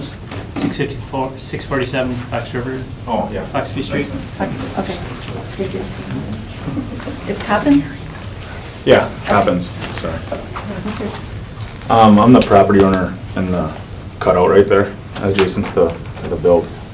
I utilize my property just like a lot of residential property owners do in the area and things. And I guess, just, my main concern is just how this project's gonna affect the neighboring projects and the neighbors on Thorndale, a lot of people that are coming up today. And I just hope the committee looks at the impact on the neighboring properties and the work to make it, to minimize the negative impacts, including the increased traffic, the noise, the effect of decreased property values in the area, visual appeal, and obviously, like what was just stated, like the safety of neighborhood children and things. So, Now, you originally were willing to sell, is that correct? And then changed your mind? that's incorrect. That's incorrect. So, I was number one, so. Okay. And are there questions for Mr. Coppins? Thank you.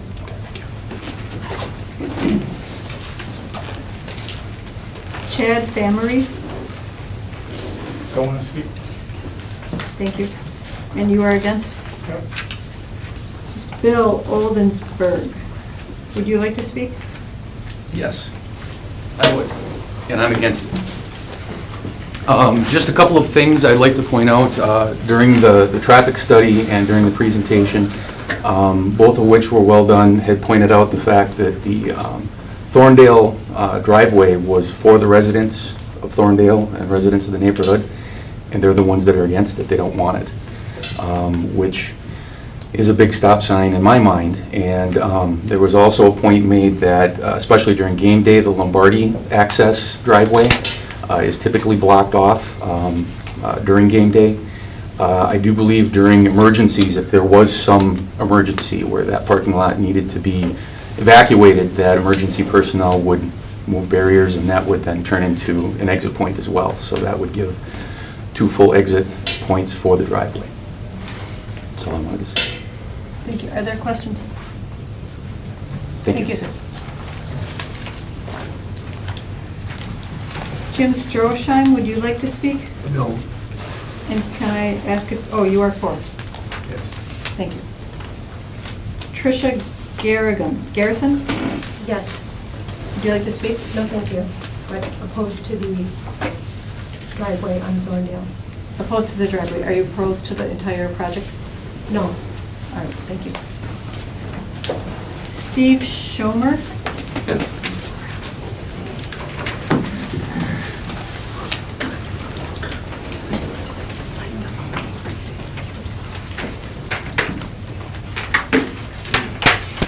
Sorry.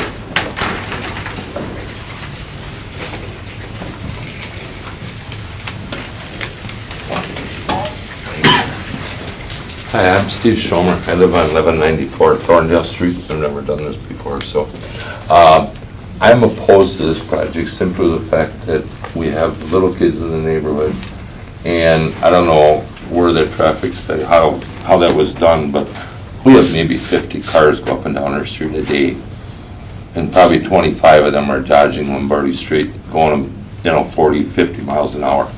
That's why the stop sign was put on Frank and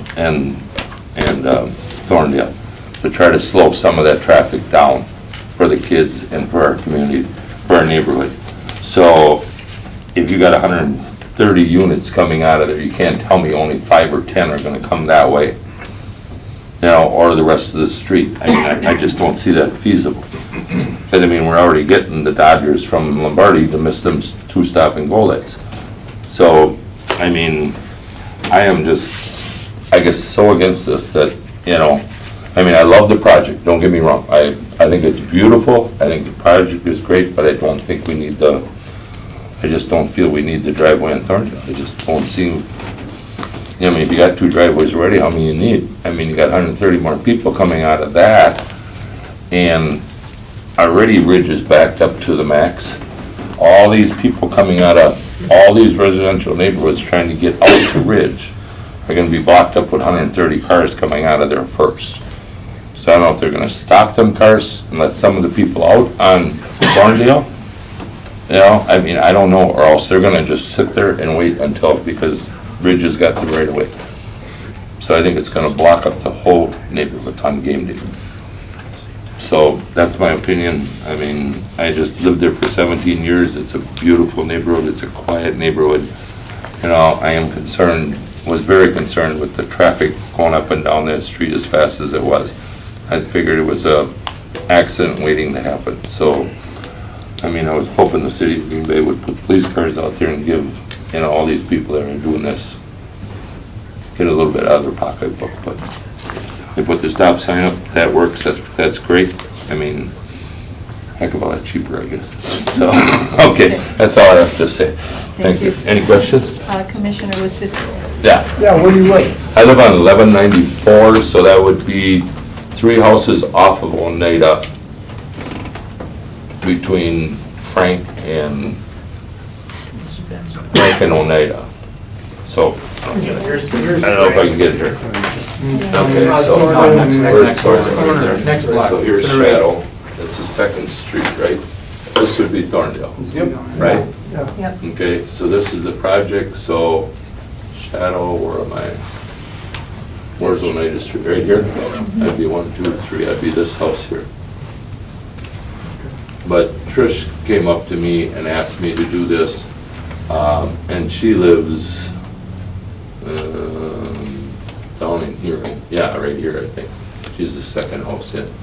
So, I mean, one thing too, I know there's laws and stuff like that, but 400 feet to, you know, do this project, we didn't know, I mean, you asked, you said you didn't get it till Friday, we didn't know about this. We had no clue this was going on up there.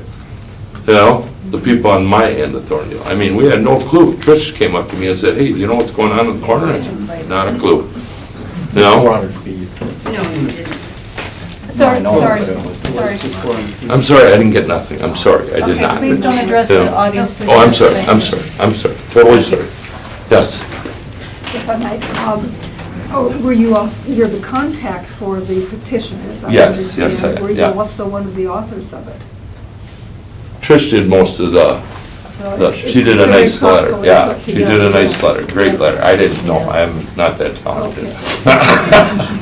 Well, I was impressed by how thoughtful it was. Yes, yes, I agree. appreciate you emphasizing the safety issues, which the letter Yep. also emphasized. That's the biggest thing, I think, you know, I mean, I see them kids riding their bikes up and down, and I'm just going, wow, this could be a, you know, I mean, it's just, it could be a lot of traffic, maybe not. You know, I guess, you know, like you said, we can see, I guess, you know, I mean, but what if it is? Where do we go from there after the driveway's put in? That's my biggest concern. If we allow it, then if it is a major hurdle, then what do we say? Well, you should have spoke up when they were building it, I guess, you know, so here we are, so. Anybody else? Good, because my legs. Take your time. It's a great project, it really is. Appreciate the respect. Melanie Schomer, would you like to speak?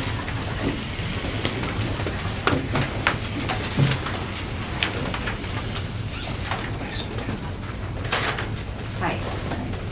I'm Melanie Schomer, and I live at 1194 Thorndale Street. Again, your project is beautiful, but Ma'am, I am please a address the friend planning of commission only. the Lombardi neighborhood, and we were not invited to any of these meetings. One thing I heard in the traffic report is that they're gonna take a left out to Ridge Road. Well, that's fine, but you cannot take a left on game days out to Lombardi. You would have to take a right and go all the way down to Mason, because Oneida and Ridge Road are one way towards Mason Street. So you can't tell me that people are not gonna come out of that Thorndale driveway and take a right to try to beat the traffic. You're very close to a corner going up a hill there.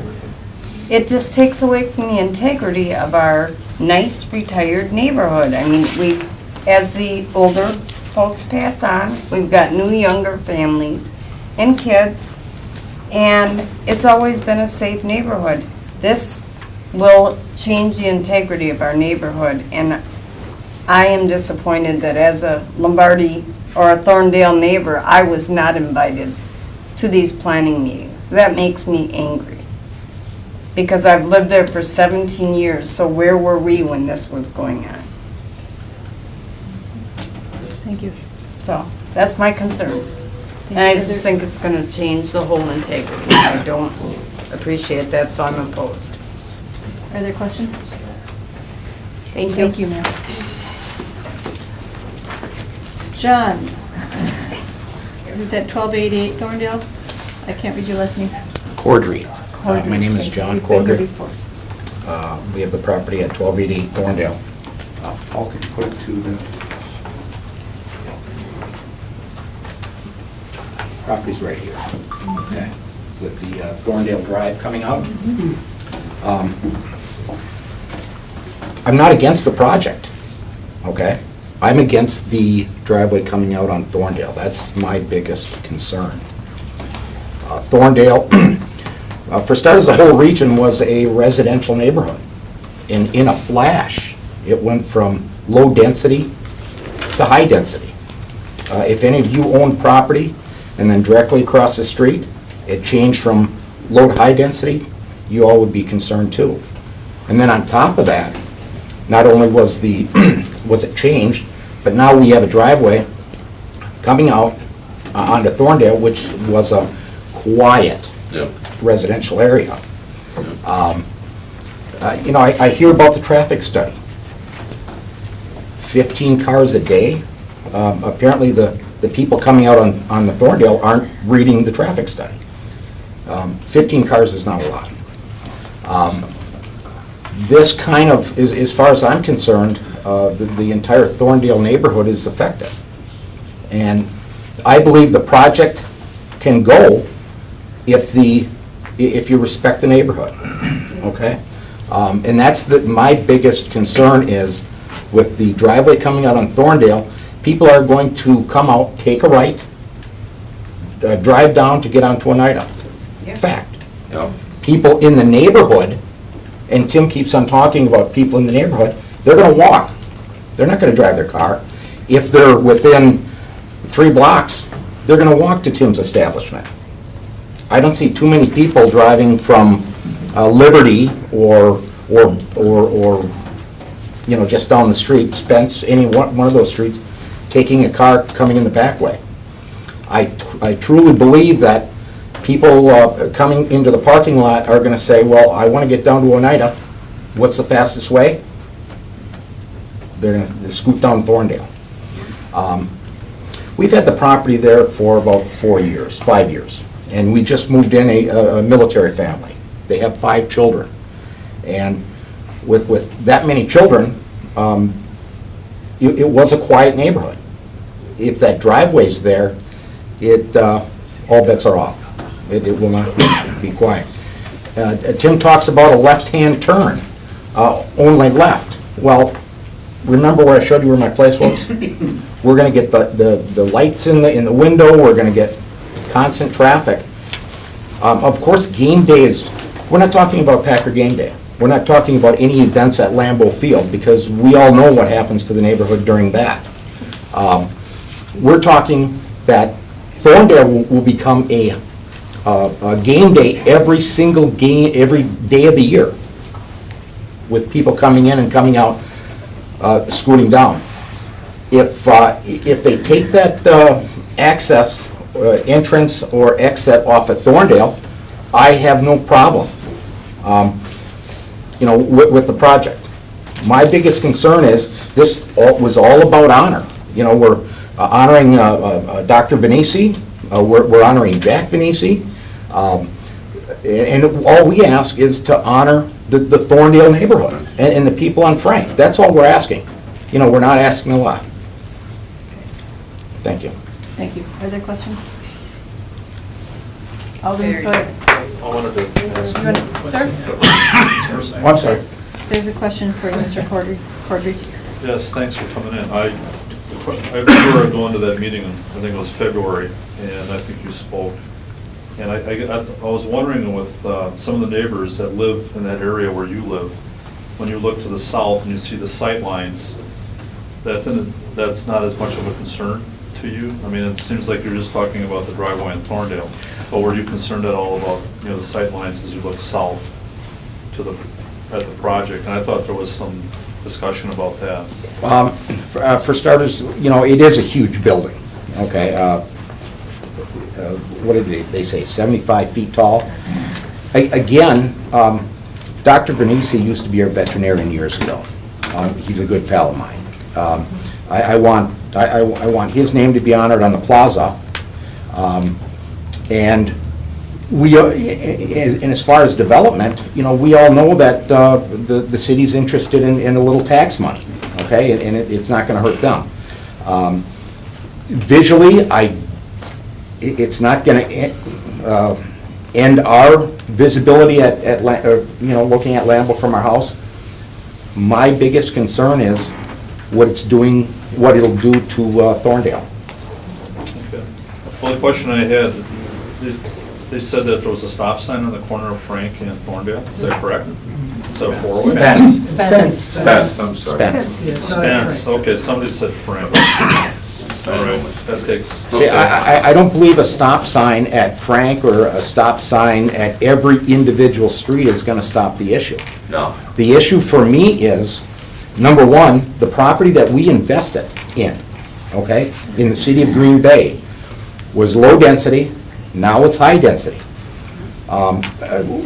Who would buy a property in a high density, I mean, knowing that it's gonna be high density? We would have never purchased that particular piece of property. Well, you live across the street.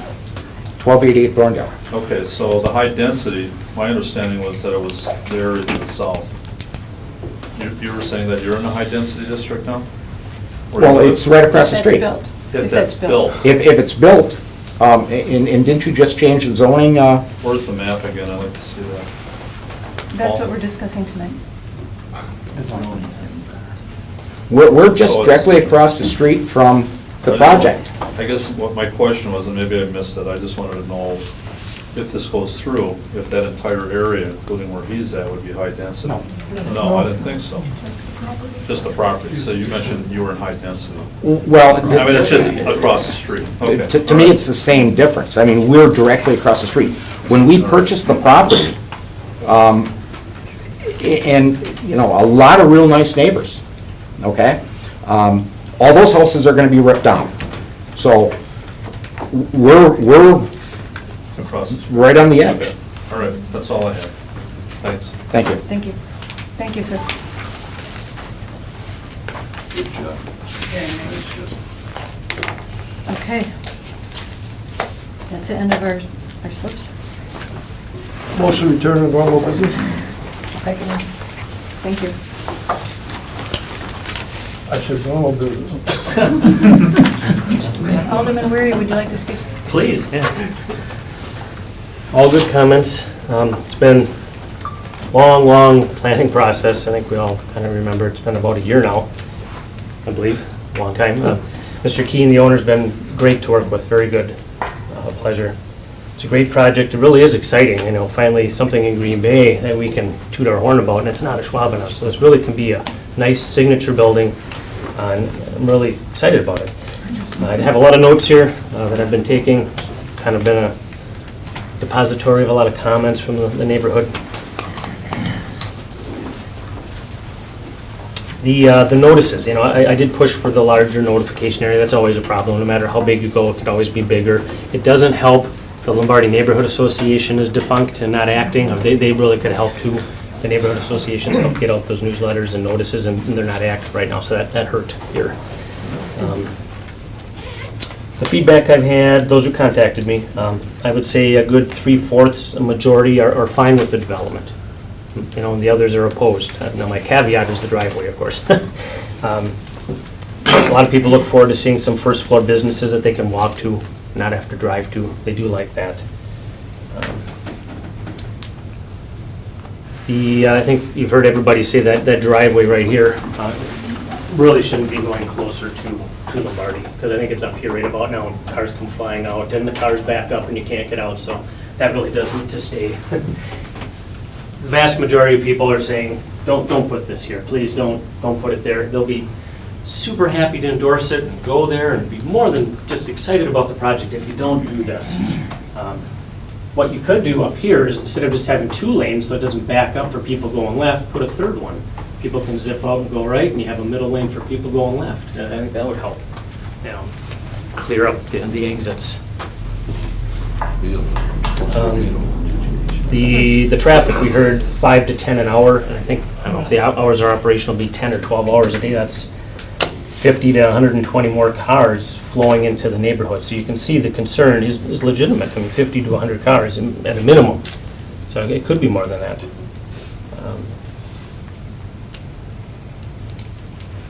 For something like this, I looked at buffer, the berm, the fencing, the shrubs, the trees are all excellent. The job Mr. Keen's done over at Margarita's, and I've talked to the elected people over there, no problems. It's a nice, clean property. The neighborhood's very content with it.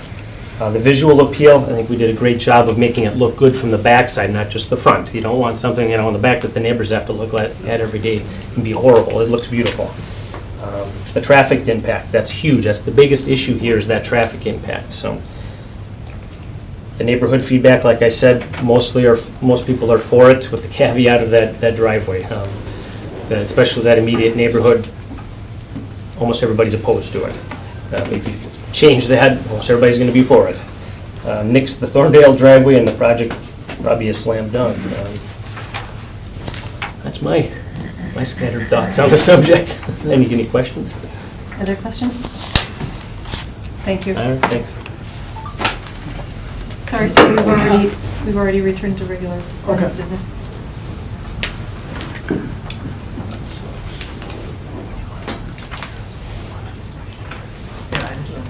Do we have any,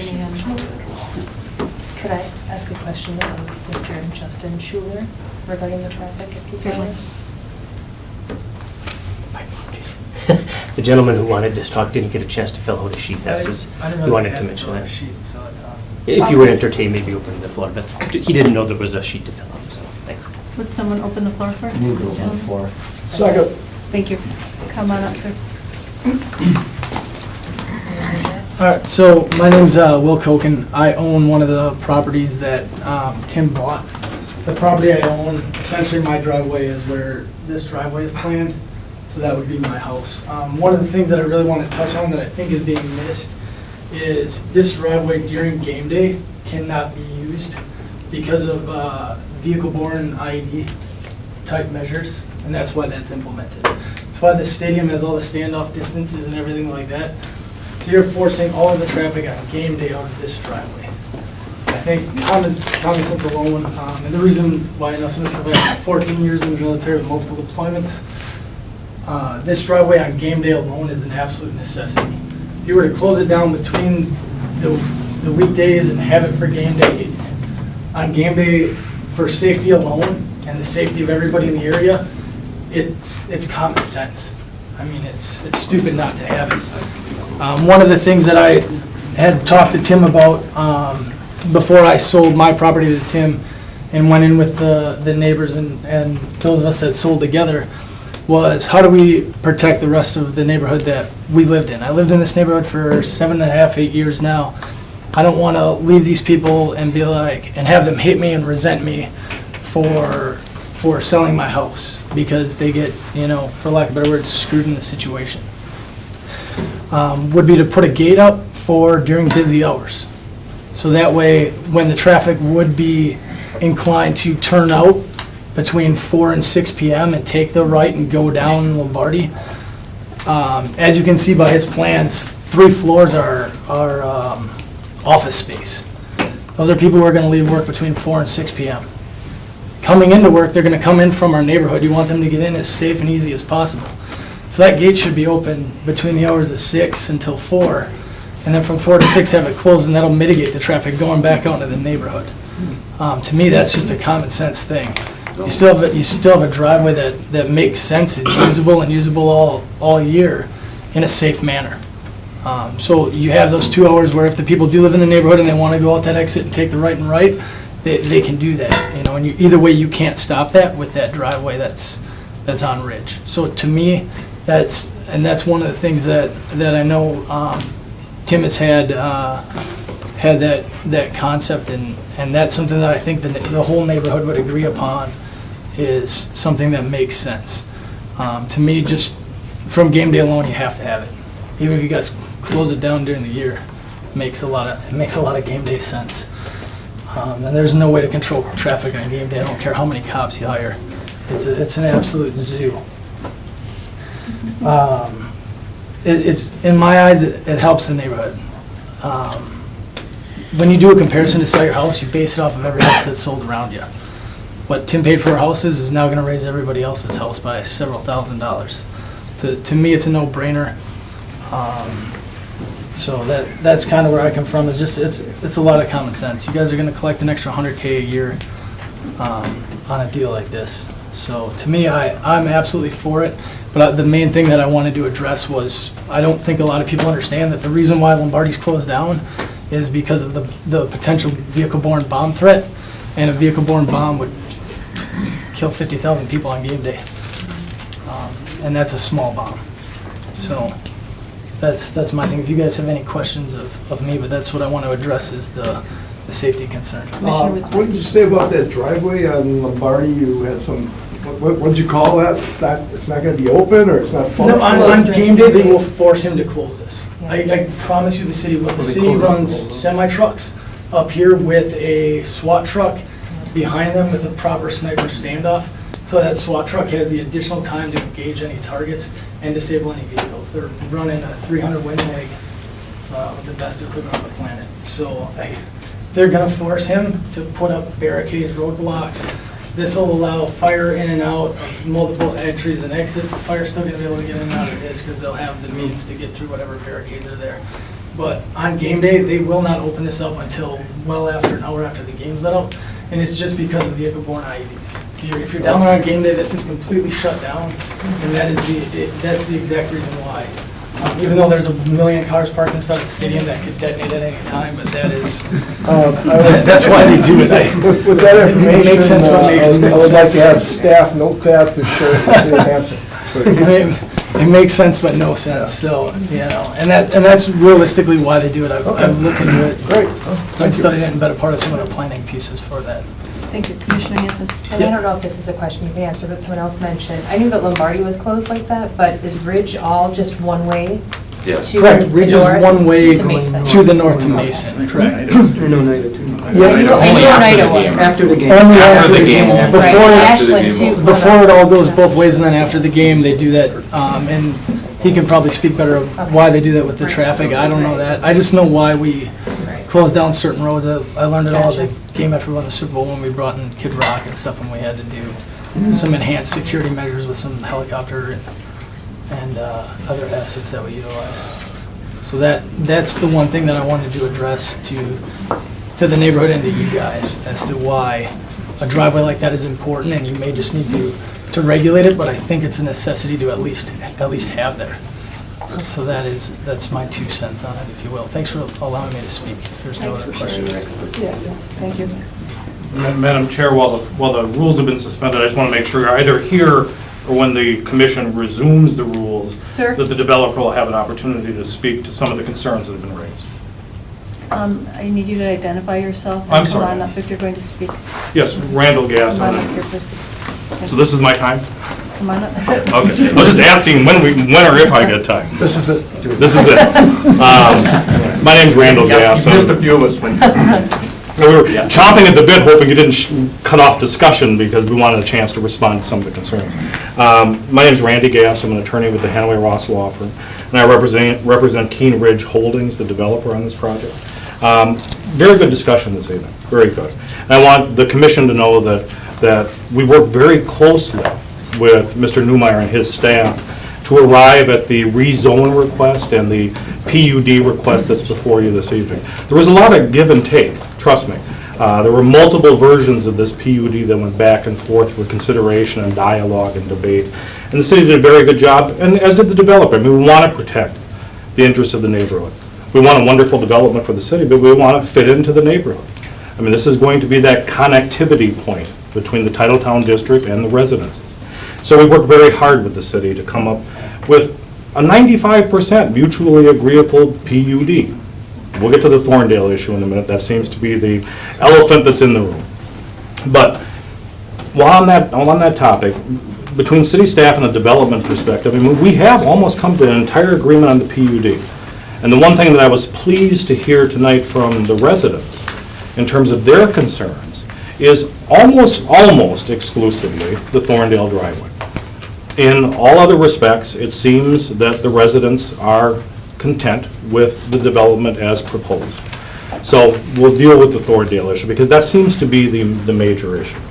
I'd note that, as part of this process, the rezone application, we're trying to take this entire block and rezone it to office residential.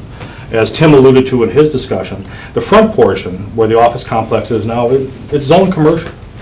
And as Tim alluded to, too, there's a lot of uses in a commercial district that would not be compatible with the residences. And we're willing to forego those. We don't want an auto place in there. We don't want a gas station in there. We think a mixed-use building like the one we're proposing is the best use for this property. So we're more than willing to concede and backtrack on permitted commercial uses and live under the office residential zoning classification. I mean, granted, we're also requesting that those former residential districts be rezoned OR as well. One of the things that I saw in the petition that was just recently submitted to city staff and to the Plan Commission is there was some suggestion in there that, we're trying to adversely affect kind of the soul of the neighborhood, and that's not our intent at all. I mean, we have no intentions at all to negatively impact this residential community. The problem in many respects is that the nature of the community is changing in some degrees. I mean, as this commission has heard, I mean, there's been multiple, transient use permit requests, for many of these neighborhoods that abut the Lambeau Field complex. So the neighborhood's changing in that way, shape, and form. And I'd also note that within the 200-foot radius of the proposed development, the uses are changing there too. By our tabulations, in that 200-foot radius, there's 22 rental properties, and included in that would be the transient use, facilities. But 22 out of 34 are now rental properties or Packer party houses. There are 12 that are owner occupied within that 200-foot radius. So we're not trying to, damage or negatively impact the soul of the neighborhood. I mean, the neighborhood's changing for a number of different reasons unrelated to this particular project. The St. Agnes issue, I mean, it's our position, and we're going to deal with city staff more on this, as Mr. Newmeyer mentioned in his opening remarks. That's something that we're going to share some additional information, and we have. We've shared at Mr. Hansen's request, we've shared some additional functional area analysis to support why that driveway should be moved further to the north and away from Lombardi. And it does seem to make sense. I mean, even in the non-engineer, traffic engineer sentiment, to move it further away from Lombardi just seems to be a pretty good idea. But we're sharing information with the traffic engineer for the city to try to convince them that is the right approach, and we'll be dealing with Mr. Newmeyer and his staff and Mr. Hansen on that particular issue. So now to get to the elephant in the room, the Thorndale driveway access. Once again, seems to be the only major issue that is an obstacle or potential obstacle to this development, because everybody else seems to be in support of it generally as a concept. So at the request of the city, Mr. Keene engaged R.A. Smith to do that traffic study. And it wasn't cheap, mind you. It was about $30,000 to do that traffic study, to see what the impact would be on the Thorndale residents in that particular neighborhood. So at great expense, we commissioned the study. And we've received the study. I don't think we had it at the time that we met last time to talk about the amendment to the comprehensive plan, but we've got it since then. That's actually under review by Mr. Hansen in his office.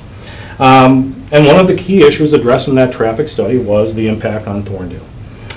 The traffic study from an engineering perspective concluded that there is no adverse impact to the neighborhood if you have that driveway there.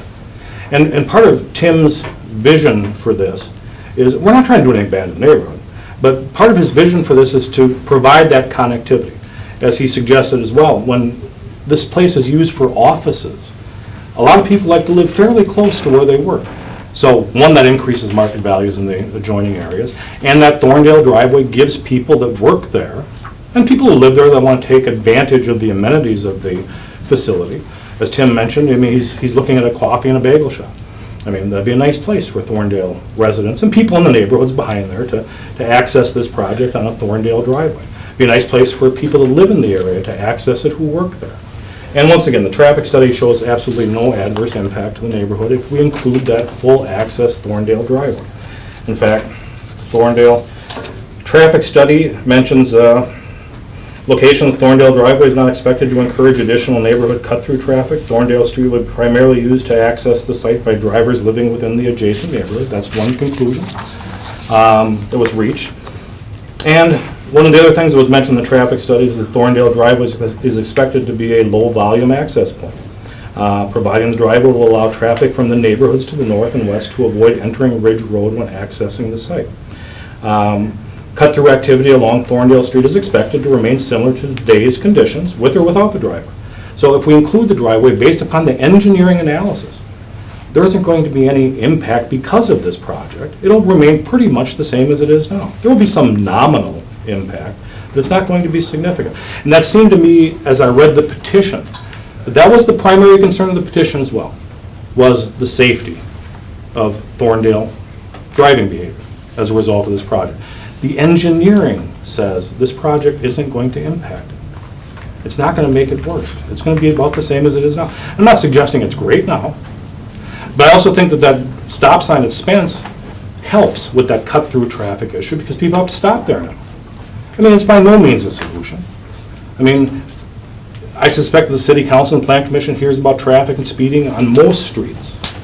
I mean, I know when I was on the Alloway Village Board, that was a big concern for every street that we talked about, was speeding.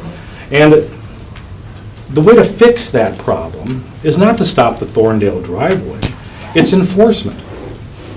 You know, it's traffic enforcement. That's the only credible way to slow these people down. The stop sign at Spence doesn't hurt because they have to stop there. So it's an enforcement issue in terms of traffic and safety. Because the traffic study and the engineering says this isn't going to negatively impact safety. It's not going to negatively impact traffic volumes on the Thorndale.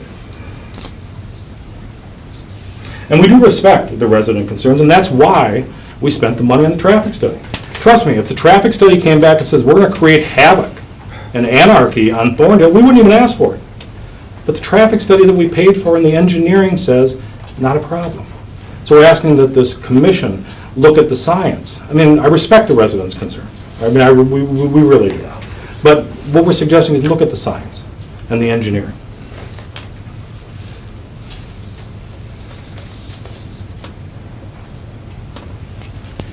One of the things that I heard from one of the comments was that we keep saying from the developer standpoint that this is for the residents, and we do believe that. And one of the comments I heard is, well, we don't have a lot of residents here in support of the driveway.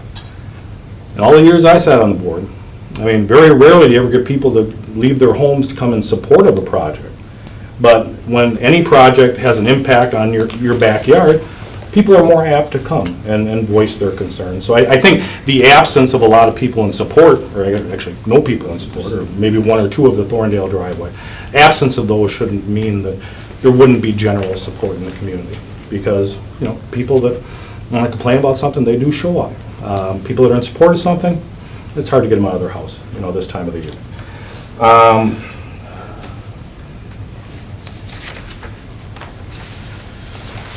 And once again, it's meant to accommodate people that live in the area, but I think that the traffic study recommendation for the full access Thorndale driveway also accounts for safety. Because if we do have the anticipated neighborhood support for this project, come get a coffee or come get a bagel, without the Thorndale driveway, they drive down to Ridge, and then they make a left onto Ridge, and they make a pretty quick left into the project. That seems to me, in my non-engineering background, to be a little bit more tricky and to raise a more significant safety concern for those people that do want to access the project to have to make two quick lefts on a pretty busy street. So we think that the Thorndale driveway is safer in many respects.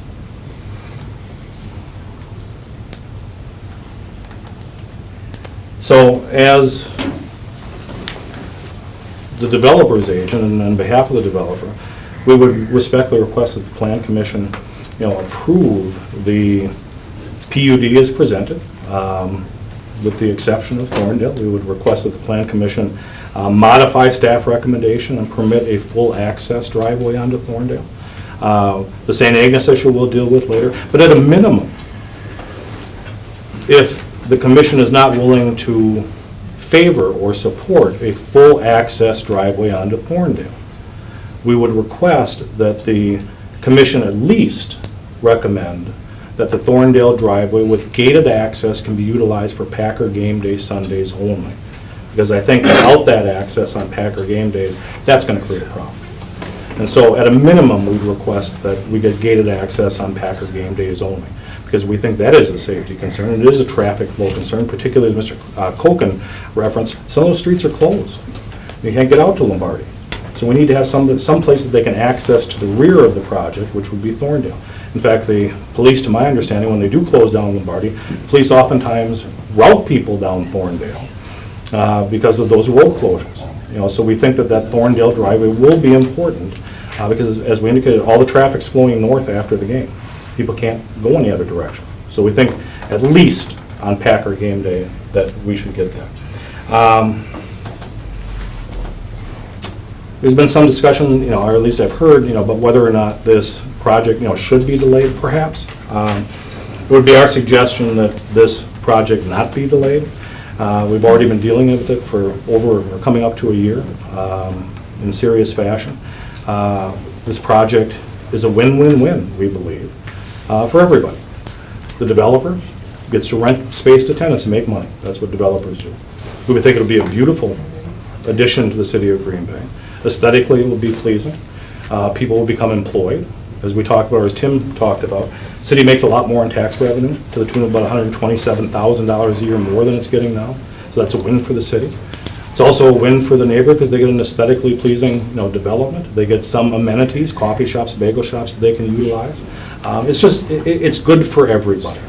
And I think that the lack of objection to the project as a concept, excluding Thorndale, is evidence of that, and it should go forward.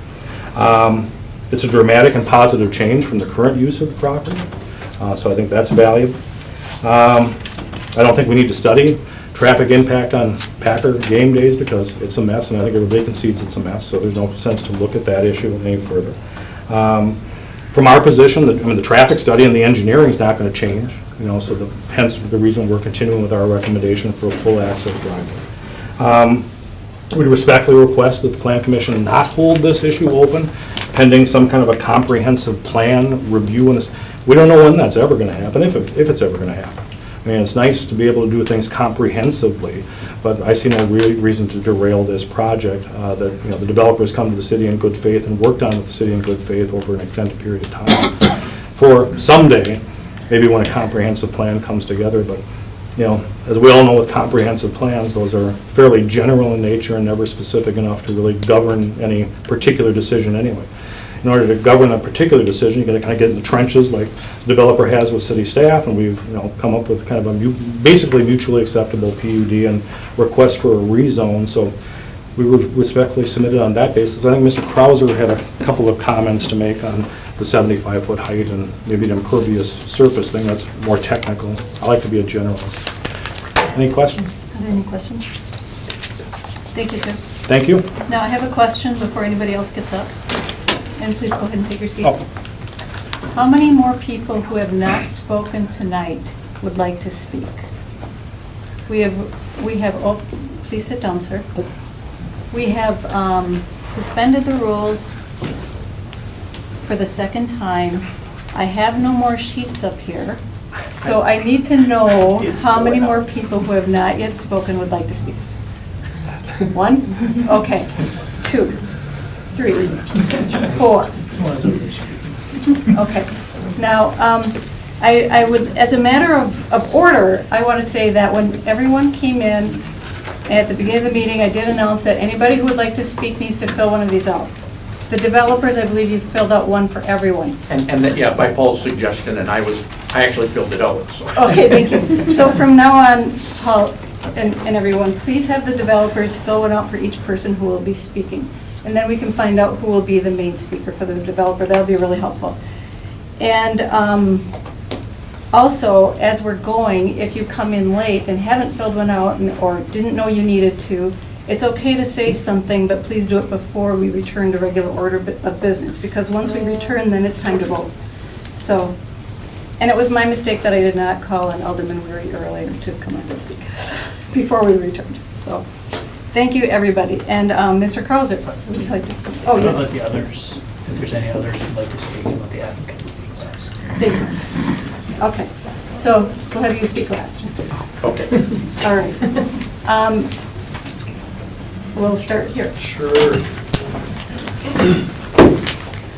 And I'm sorry, I didn't, Jerry Hansen, first of all, I own the property at 1810 South Ridge, which is directly at the end of Thorndale. I'm completely in favor of the project. We talked about that Thorndale exit. I do see the benefit, and there's 3 different times of the year, or 3 different times that we're talking about. Game day, absolutely needed on game day. I park cars in my backyard. I like the driveway farther off of Lombardi onto Ridge. Exit time, everyone's trying to exit. You're just trying to disperse people. Game day, everyone, that whole area is just one big mess. And if people can get out on that Thorndale and get the heck away from the stadium, that's the way they're gonna go. And a lot of people off of Shadow who are parked all there, they're coming down Spence, or they're trying to get out of that area any way they see fit. So very beneficial on game day. And then the other part on game day is, I see, an emergency situation, you need that fire truck or that ambulance to go forward. You gotta have 2 different exits, and they're not gonna let you out on Lombardi. So I do see a huge benefit on game day. The other times of the year, if you gotta put up a gate, I would think, day-to-day operation, again, I'd agree that I would see it as a minimal effect. Some extra cars.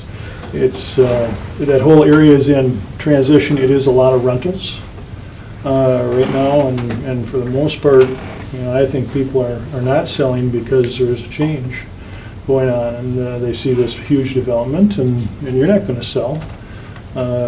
So that's the day-to-day operation. So I could go either way with Thorndale, but I don't, as far as a gate up on that property. And I'm certainly not in favor of a left turn only on that Thorndale. I just see that as a huge police issue every time some car goes out. I'm also the Green Bay municipal judge in town, to add more enforcement issues for the police department. Not in favor of that at all. So I think it's a great plan. Other than the Thorndale issue, it is obviously a sticky issue for, there's a lot of heartburn on that, but I see it as a minimal addition, so, thank you. Thank you. Further questions? All right, thank you.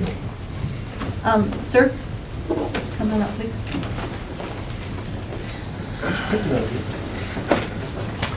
Sorry about not signing up. I live at 1255 Thorndale, which is about 3 houses east of where the parking lot's going to be. And what's your name too, please? David Sherry. Thank you. Yep. I know Dr. Sam real well. I even know Mr. Keene somewhat. And I was totally against the whole project. It gets to the point, last time I was here, you guys all, or most of you, were in favor of his plan. So I think it's gonna happen. That's the way it is. What I got a problem with is the drive on Thorndale. And I was sure that I heard Mr. Newmeyer at the beginning of this meeting say at least twice that the city was against that driveway. Am I right or not? Twice. Am I correct? You are Yeah. correct. Well, I agree with him. So am I. And another important issue that no one has mentioned is to a point you made about people racing down Thorndale to get to Oneida, to turn right to get to Lombardi. Did you say that? Okay. What happens is, at Oneida and Thorndale, that becomes a school zone there. There's a grade school right on that corner. 9 months out of the year, there's bus traffic, people bringing their kids to and from school, and buses at least 3 times a day going back and forth. That's gotta be an issue for some of you folks Yep. with the kids. In this traffic study with 10 or 20 cars or whatever, the whole school year, that 10 or 20 cars, that can happen. I mean, that can, no, I mean to say that. That can happen. Then 10 to 20 cars could happen in 15 or 20 minutes. So it's very busy. And I just don't think we need that driveway there, especially in that neighborhood. And it's not only for the school kids. It's for all the other young couples along Thorndale with small kids. Because they're out riding bikes, they're big wheels. I don't ride one anymore, but a lot of little kids. And if Mr. Keene wants to be neighborhood friendly with this project, a lot of the people are asking for that driveway to be eliminated. And to be neighborhood friendly, I think it should be eliminated. That would be neighborhood friendly, in my opinion. Thank you. Thank you. Ma'am? You were next. Hey, my name is Cheryl Wolf. I live at 1203 Liberty, so I'm outside the radius of the 200, 400 yards. But this affects me because it is in my neighborhood. I have 2 small kids who walk through this neighborhood. We take our bikes through there. I guess there was a couple things through the meeting that I want to address. First of all, the traffic on Thorndale. It's been a problem before this. That's why the neighborhood pushed to have a stop sign on Spence. So traffic was an issue prior to any discussion of this building. It has, having a stop sign there has helped. But I think the traffic study said that there's 60 cars a day that go through there. If we're looking to add 15, that's a 25% increase in the number of cars that are going to be in that neighborhood. So when you look at 15 cars, it's not that big of a deal. But when you look at a 25% increase, that is a big deal. I'm not in favor of this project. I think it's too big. It is currently a commercial building. I don't have a problem with a commercial building, but one this big. It doesn't personally affect my sightline of Lambeau, but aesthetically the neighborhood as a whole. This is a residential neighborhood, whether they be rentals or whatever, it's still a residential neighborhood. I've been living in my house for 14 years. Someone else here, 17. Mr. Sherry, probably even longer than that. 24. We are, there's a lot of families that live in these neighborhoods that is going to be affected by this more than just what you see in this picture. I guess, the things I'd like to address is the traffic. The thing that I think gets lost is, yes, this is going to increase the value of that property. The city's going to get taxed. The tax base is going to go up on that. Yes, that's a benefit. But what about those homeowners on Thorndale who their house looks across at an office building? How are those home values going to be affected? Because right now, my home, I look across the street and I see a really nicely manicured lawn of the neighbors that live across from me. It's a residential house. If that was an office building, how would that affect my property value as a residential house? The house that's in the middle of the parking lot, how can you tell me that value is going to go up when the house is surrounded by a parking lot? There's homeowners that are affected, so the city will see an increase in value, but some of those homeowners may not. And I want to stress the fact that, don't forget that while you're looking at the tax base, and this is a great project, don't forget that there are some of us that are going to be negatively affected by this. And then I just went blank on my last thought. But I guess I just wanted to address, the last thing I wanted to address was the fact that there aren't a lot of people opposed to the project as a whole. I went to the original meeting. I found out about it through our alderman, and I was just curious. The majority of the 88 or whatever number was quoted, people that were attending, the overwhelming majority were against this project. In meetings that we've had, there have been people who have been, showing opposition to this project. I can't remember who it was, had asked what changes were made to the plan since it was originally proposed. The answer was nothing. So, in the sense of working with the neighbors, I don't feel that that's been done. And Mr. Keene needs to make money on this project, the city needs to make money on the project, but I think we need to look at the big picture, maybe step back and get a comprehensive plan for this area. I don't know all of that, but I think before we move ahead, just to get it done, we need to think of the big picture impact. Thank you for letting me speak. Thank you. Were there any questions? All right, thank you. Mr. Krauser. Yes. Dave Krauser from Mao and Associates, and we did the layout for this, for the parking lots. We will be doing the stormwater management. I know that came up tonight. That's all going to be taken care of at the next step. At our last meeting with with staff, we sat down with the PUD, and at the time, we had the parking lot around that existing house that's going to stay there about 10 feet. We're going to ask for a variance under the PDD and work with that. Well, working with staff, and I don't remember if it was Kevin that suggested it, but we ended up actually taking that parking lot and sliding it closer to the street. Under the PDD, we can do that.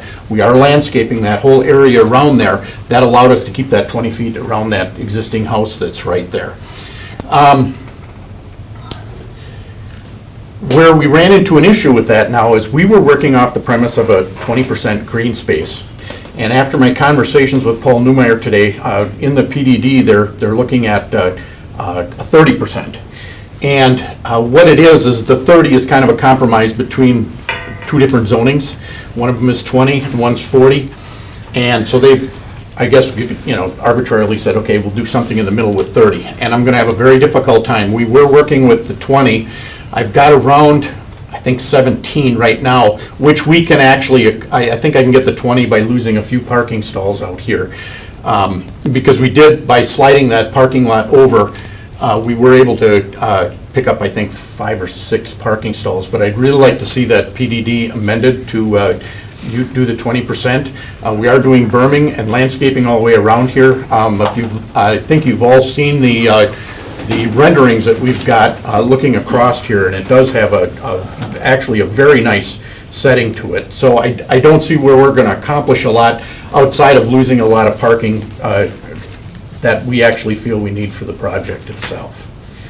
So that was probably my main issue of getting up here tonight, was to ask for that one change.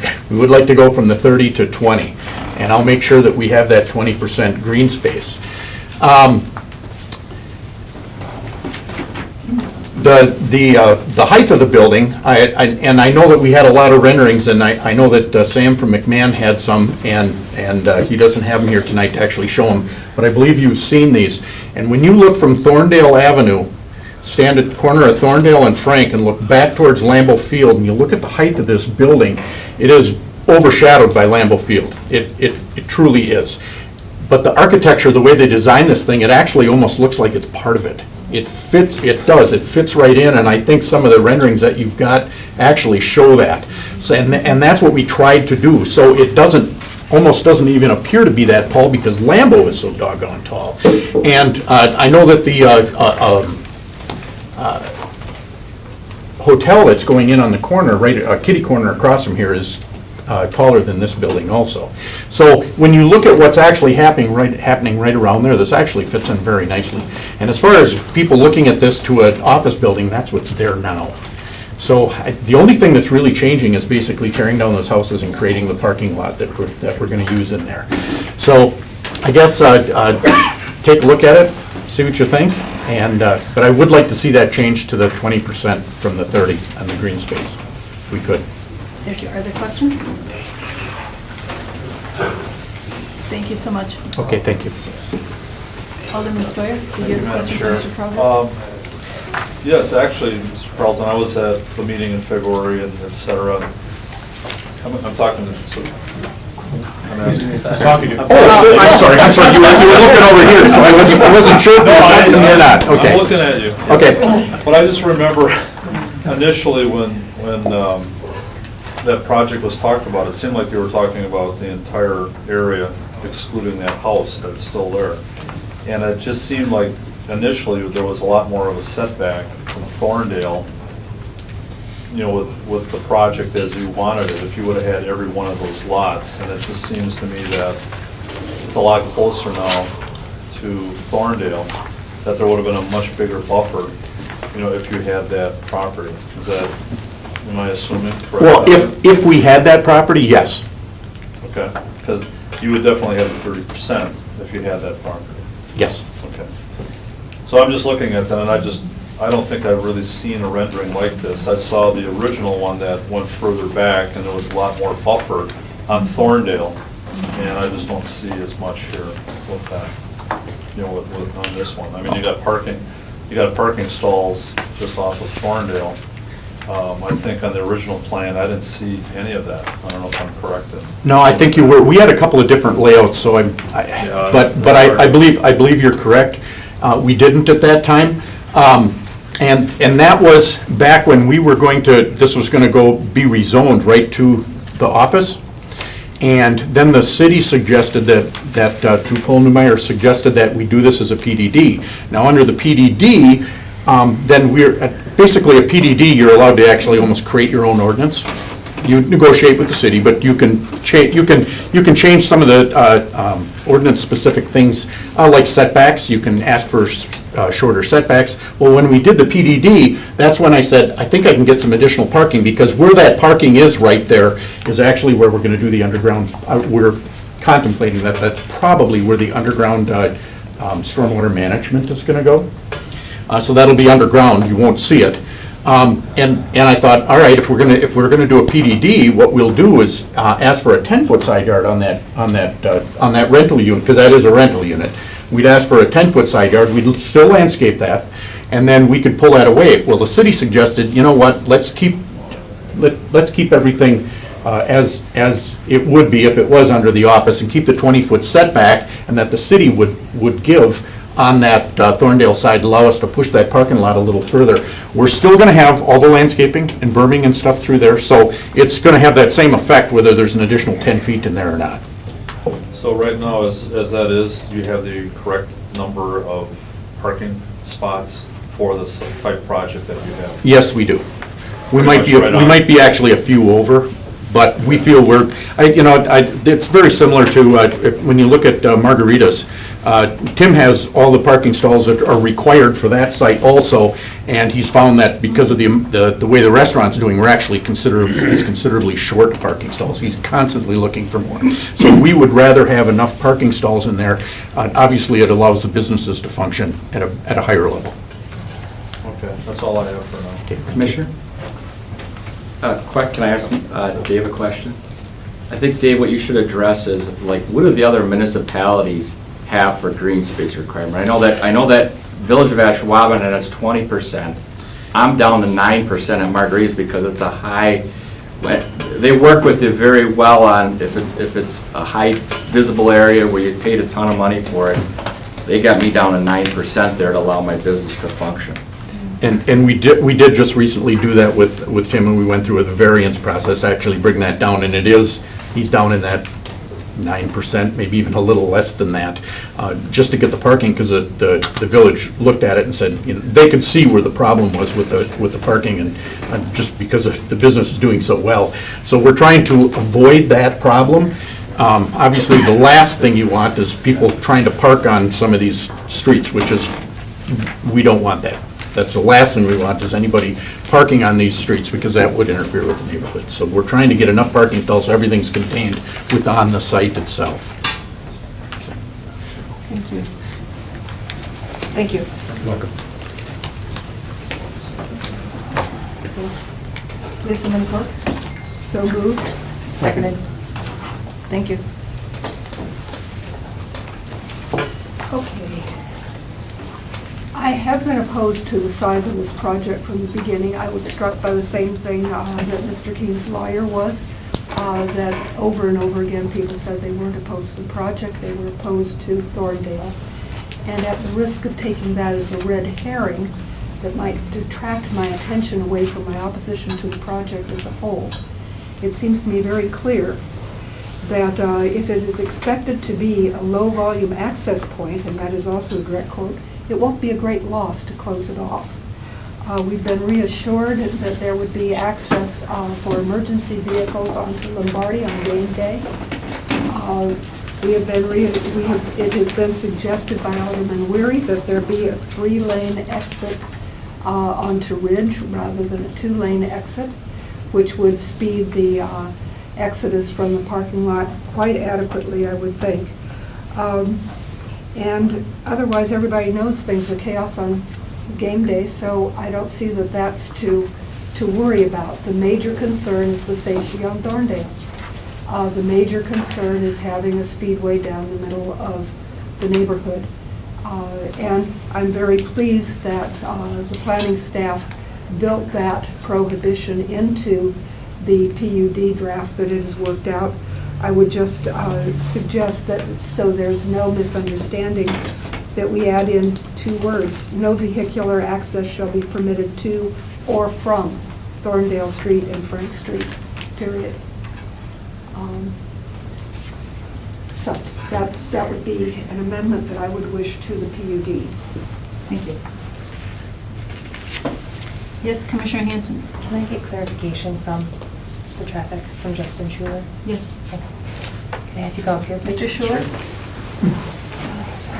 So I thought I wrote this down properly, but I keep on hearing people throwing out different numbers. Specifically, peak hours turning left out of Thorndale and peak hours turning right out of Thorndale. Turning Left toward Ridge. correct out of the driveway, left towards Ridge, we had 15 vehicles And in that's the peak hour. And that's assuming that we've got 100% occupancy and just, I mean, that the whole parking lot is full.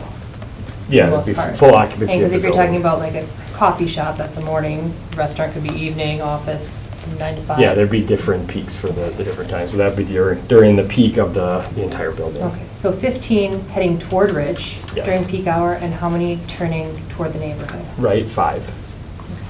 So that's just a breakdown of all the traffic we're anticipating the site to generate, and then all the different driveways, all the different movements, you know, north, south, east, west, Lombardi, Ridge, all the different options. We anticipate it's going to serve this neighborhood, but also, you know, the larger area and even greater Green Bay. So to and from the freeway would be a major movement, and, you know, to and from the north on Ridge also. So that's kind of how the numbers break down into this particular driveway. Okay. All right, thank you. Yep. Thank you. Commissioner Wisbisky. Got a question for staff. I think when we first got started with this tonight, that we had talked about a traffic study being done by our own staff, Dave Hanson's office. And it seems to me like we just lost the whole sight of that even going on. And I thought it was also proposed that we could probably approve this thing or disprove it, whichever way we want to go with it, with not making that decision on the traffic, and that could be hammered out at city council? I thought I heard some language towards that end. Well, the process has always been that the applicant would do traffic analysis, provide the traffic analysis then to Dave Hansen for him to review, to kind of validate their findings and, basically agree or disagree with them. Okay, I find this very disturbing that I'm sitting here and listening to all these people who have all become traffic experts.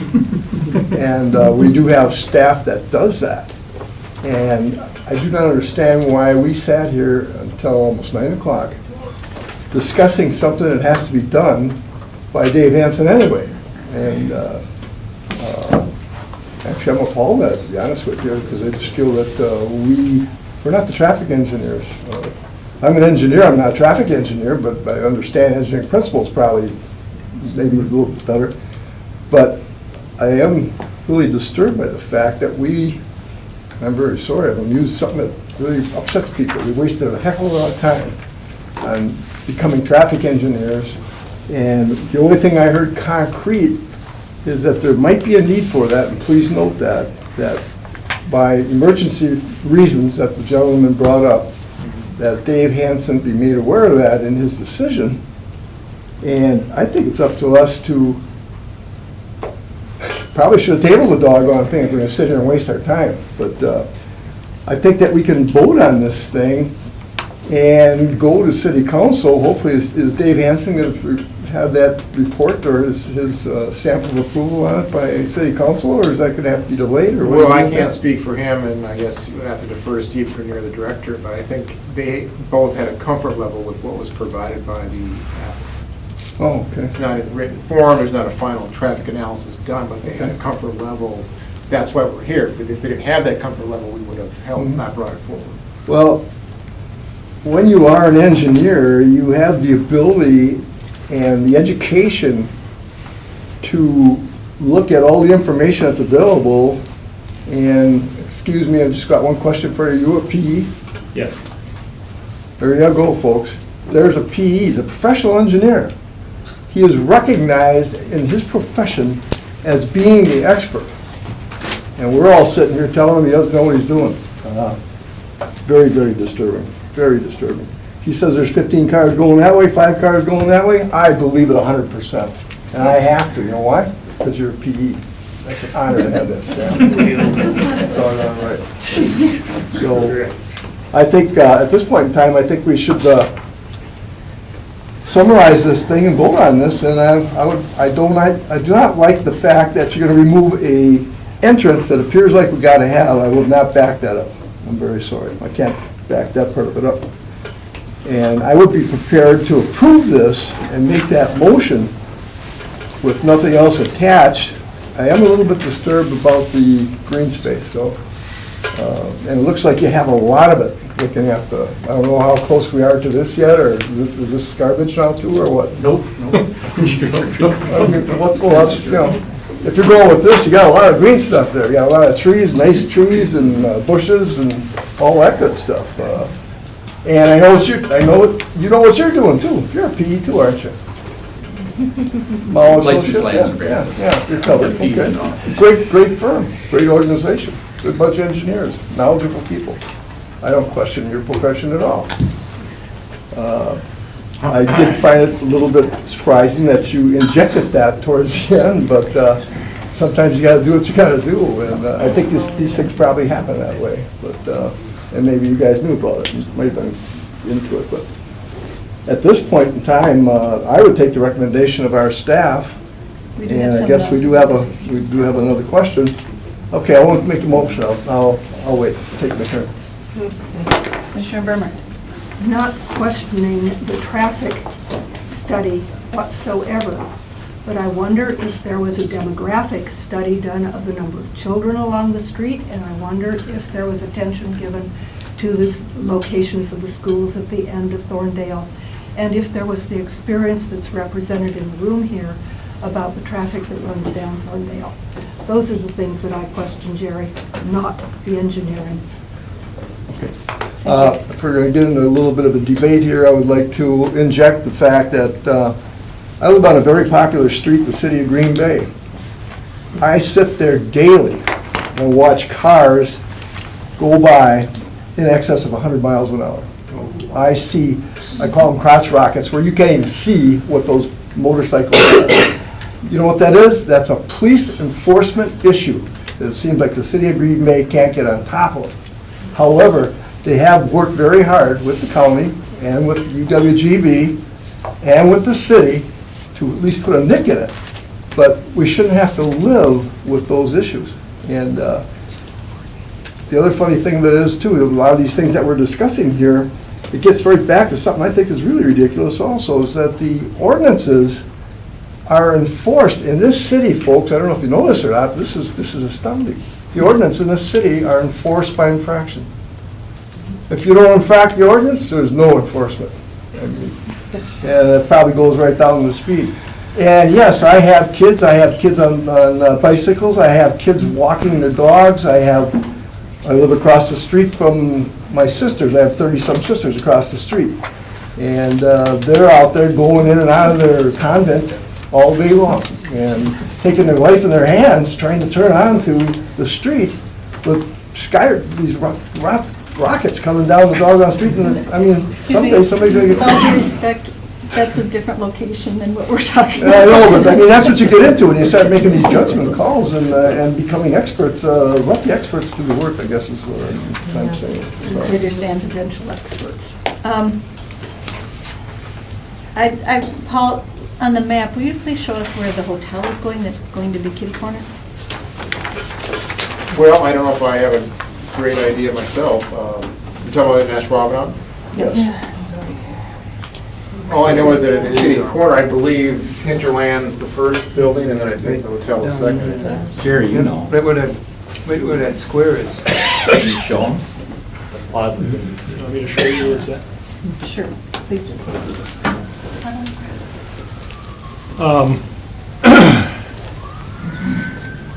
Yeah, you've got Hinterland right here on the corner. You got a 10-acre plaza running down the middle. So you're in about this section, it's going to be open space. And then right about in here is where, right about in here is where, right there. I give it right there, where Hinterland is, and your Bellin building is going to be situated back in here. Where's the hotel, Jerry? The hotel. Right there. Okay. Hinterland. Open area, Hinterland, open area, hotel. Yeah, almost right next to Kroll, and then Bellin area behind it. This street will be moving back this way. Packers bought a couple of these lots right here, and that street will this will all be, the street will be closed right in here, things like that, so a little farther away. So. Thank you. Sure.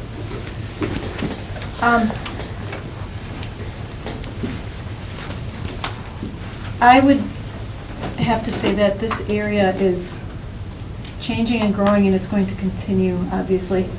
And I think that our developer here has a vision, and that this he says about this corner being one of the most important corners in the city is most likely true. I think that the building is going to be exceptionally nice. I think overall it's a good thing for the city, but it's also obviously going to be a stress on the neighborhood. And because we don't have long-term plans in place, I think that that requires us to, as citizens, to consider the stress that this will bring to the neighborhood. And that said, I think that that particular driveway on Thorndale is a small thing to ask in terms of it either being closed or being used for emergencies only. So other than that driveway, I would support this development.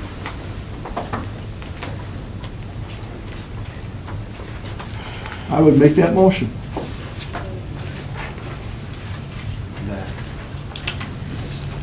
What's the motion? That'd be approved. With the green space?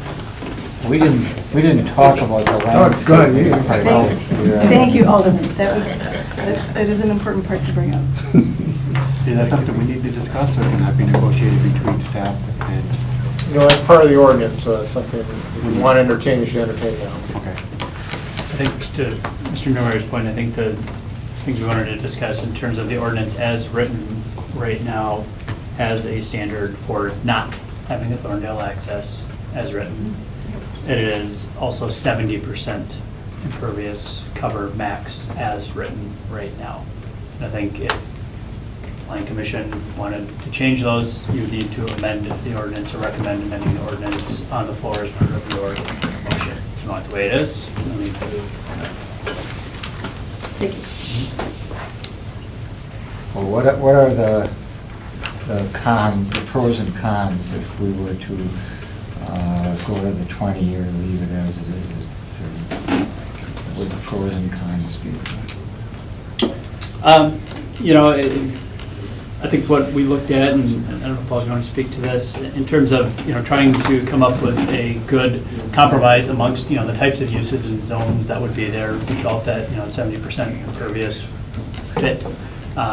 In terms of, you know, from stormwater management aspect, you know, a lot of the stuff that they're doing is going to be underground. You know, regardless of whatever the level of imperviousness is, they're going to have to mitigate all of it. So if it cranks back up to 80% impervious, they're going to have to mitigate all that additional runoff. You know, I think in terms of some of the cons, you know, you're looking at additional runoff that will be mitigated, you know, additional parking, asphalt, you know, heat island effect in terms of that. You know, again, then you balance that with some landscaping standards for the parking lots. Just from a bigger environmental perspective, I don't think 70% versus 80%, you're not really saving the environment by doing that 10% threshold. I don't know, Paul, if there's anything else you wanted to add in, just in terms of the reason for why. Yeah, I think it's also an aesthetic issue, this is to fit into the neighborhood as well, so I think we're looking for a compromise between what was a former commercial area to, you know, office residential on one side. This is just a simple compromise in between, so. We want it to be, have as much green space as possible, but yet still accommodate the building and parking. I think a fair trade-off would be is if you were to reduce the amount of green space, you could add some verbiage in there about, you know, and this could be back to administrative, increasing the, you know, amount, height or caliper of trees that are being planted or the vegetation that's planted. So instead of just, you know, being grass, you're you know, providing some additional larger, more mature vegetation right from the start, you know, instead of just grass, which, you know, has a lot better function than grass. And we can add that. In the interest of getting it moving, you know, obviously the stormwater issue's got to be addressed, you know, thoroughly, and I understand that, and personally, I'd be willing to go with the compromise to 20% with, you know, the staff writing some acceptable standards for that 20%. So I'll make a motion to do that, to allow that, to allow the developers' request to have 20% 80% impervious and 20% perviousness. Wasn't there already a motion? I just had a question. Add that to the motion? Yeah.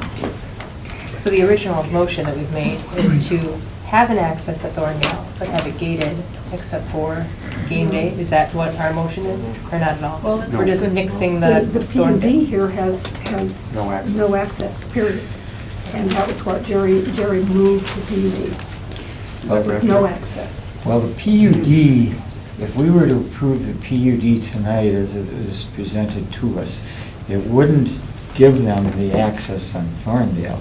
It would leave that up to the, well, up to the professional at the city, the traffic engineer at the city, who deals with this stuff every day. And I don't know how many of you know Dave Hansen, but he is a very thorough traffic engineer. He's good, he doesn't rubber stamp anything, he doesn't bow to political pressure. He is very thorough, and, frankly, knowing Dave, I'd like his opinion one way or the other.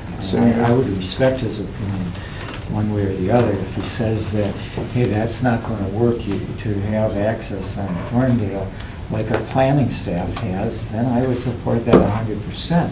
And on the other hand, if he says that that access is necessary for these reasons, I support that as well. Yes, the doubt that has been cast scares the heck out of me. I would like to have him off the that's the way I look at it, that approving the PUD tonight is not going to say they're going to have that access. They still have to. PUD does say that. They still have to, they still have to make the case to the city professionals. It says on page 4, pending traffic impact analysis be completed and agreed to by the city of Green Bay and the developer. So there still has to be agreement on that. That doesn't necessarily give them that access on Thorndale automatically. They have to meet the review and approval by, and if you don't want to just say one individual, I'd be comfortable saying that would be both the planning director and the traffic engineer. So, Alderman Nennig, excuse me, I think I'm hearing you and Commissioner Bremer saying the same thing, that what this says is that they do not have access on Thorndale.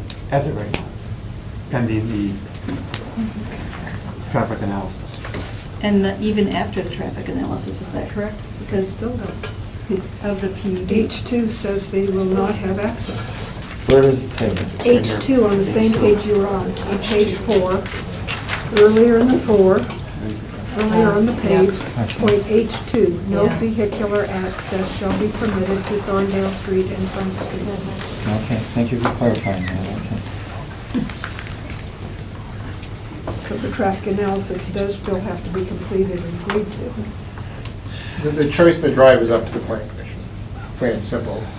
Department of Public Works concedes to the analysis by the applicant that there could be a drive there. It's ultimately a zoning issue in this case, to place permitted drive on Thorndale. So you have that ability to say yes or no. We've chosen to say no.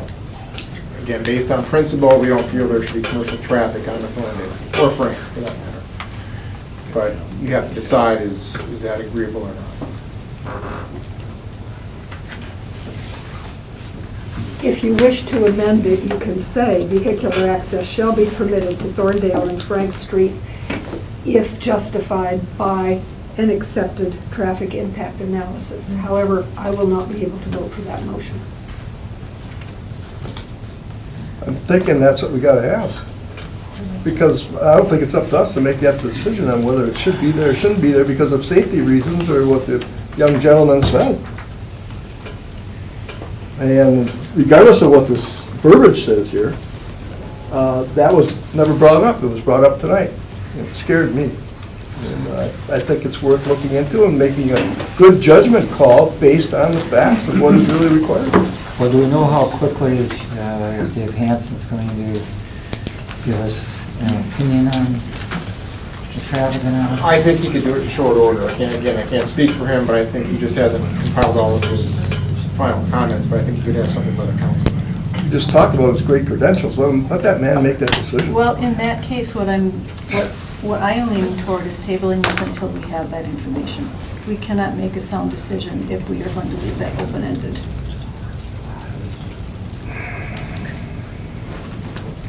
Two quick things. One, I don't know if you wanted to, make a motion to amend in terms of the landscaping. And just, if there's agreement or not agreement on that. In terms of the, access on to Thorndale and Frank Street, I think, like Paul said, Dave Hansen was comfortable enough with us moving forward here tonight. And I think Dave Hansen would be comfortable if we kept to the plan planning staff's recommendation to have no access, or if planning commission and/or city council overruled and decided to do Thorndale access, my understanding is that Dave Hansen would be comfortable with each of those scenarios based on the traffic impact analysis. So in terms of holding it, I think Dave, I'm not going to speak for Dave, but in terms of us moving forward, I think he would be okay. Correct. And I think that's why we brought it forward. If he wasn't comfortable in terms of at least you guys, the traffic analysis being in the ballpark, there were some major fatal flaws or things that would prevent him, you know, from signing off on it, then we would not have brought this forward today. So we could vote for it to stand the way that you have it written here, where there is no access on Thorndale, and then it goes to city council, and the city council, whether they uphold that or whether they possibly make changes to that. Right, I think the developer, if they would choose to want that drive up, come argue for that at that time. Well, there was an option presented here tonight regarding the gating potential that, you know, I don't know if Mr. Hanson has looked at that at all or not, considered that, or whether that's feasible or not. One of the things in terms of the traffic, I mean, and we talked, I think, a little about this, Alderman, with Festival, the project in terms of access, I mean, same issues here in terms of accessing a residential neighborhood. Gating is a possibility. We also have a matter of enforcement. And I think just in terms of a clean cut answer, whether you allow it or don't allow it is optimal. But, you know, I guess the planning commission has discretion in what they want to do, and that could be a possible solution. Just, you know, I don't want to present a false hope that, okay, if it's not operated in a manner of which has been stipulated, you know, it's going to come down to enforcement of it, which, you know, being complaint driven, if it gates up when it's not supposed to be, you know, we'll follow up on it. But I think just a cleaner cut, yes or no, would be, you know, I think preferred from staff and maybe the developer. But again, you know, it's the planning commission's pleasure in terms of how they would like to move forward with this. Thank you.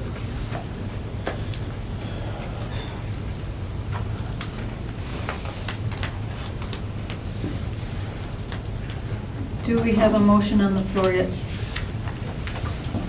Commissioner? You know, we're at a, we just keep going around in a circle. I think we're at a point right now, the deciding factor is that the project's got to go ahead. So if Dave Hansen sees something he don't like, maybe he speaks up, or I can't speak for him either. And for us to sit here and say, yes, he will, yes, he won't, it's just conjecture, and I don't want to make a decision on conjecture. And like I said, I really don't care what it says in here, because I received more information tonight that actually, like I say, washes this out. This is not right. It could possibly be a great danger situation. With the way the United States of America is being run right now, wow, I don't want that on my conscience. What if it is a real necessity? What if somebody does come in there with a bomb? What if you can't get in and out of that place? And wow, it's just, I don't want that on my group. But I would recognize that Dave Hansen can make that decision, but at the same token, at this point in time, I'd have to vote for the project to move ahead. And hopefully, maybe the city council can grind it out a little bit and come up with some better input or decisions. And I'm the first guy that, when I was on city council, not to do the work at city council, do it committees. So I'm talking on both sides of my mouth too, but at the same token, I just think it should be given some due consideration. So what I'm hearing you say is that you would like to make a motion that this will move forward as written by the city planners with the amendment by Alderman Nennig to make the green space 20% along with larger plants to help compensate for that. We gotta do that. I'll second that. So we've got a motion and a second. Is there any other discussion? All in favor? Aye. Aye. Opposed? Thank you, everyone. Thank you, everybody, for coming in and saying, giving us your thoughts. And this will go. So just for a note in terms of process, This will go to city council next Tuesday for a first reading. They will probably advance it to a third reading, which then will be held at city council's meeting in August. So city council is only meeting once a month, the third Tuesday. So the third Tuesday in August will be the city council action on this, and that's when the public hearing will also be held. So just in terms of some clarification for those of you here, that's when the final decision will be made. Thank you. Okay.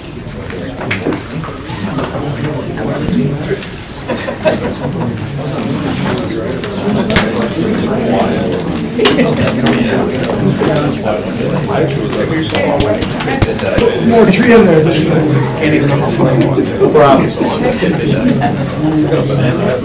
Thank you. Now, we do have some more items on the agenda, so we'll ask for quiet in the room and quiet in the hallway, please. I'm missing wrestling. We are going to move item number 7 up next. Good idea. Item number 7, discussion and action on the request to vacate excess right-of-way at the intersection of Frank Street and Shadow Lane. Thank you. This is the easy part of this request. We are looking at, if I can get to it, removing the excess right-of-way at this corner. So right now how it is, it's kind of like a eyebrow, half cul-de-sac sort of situation. It's basically an oversized corner.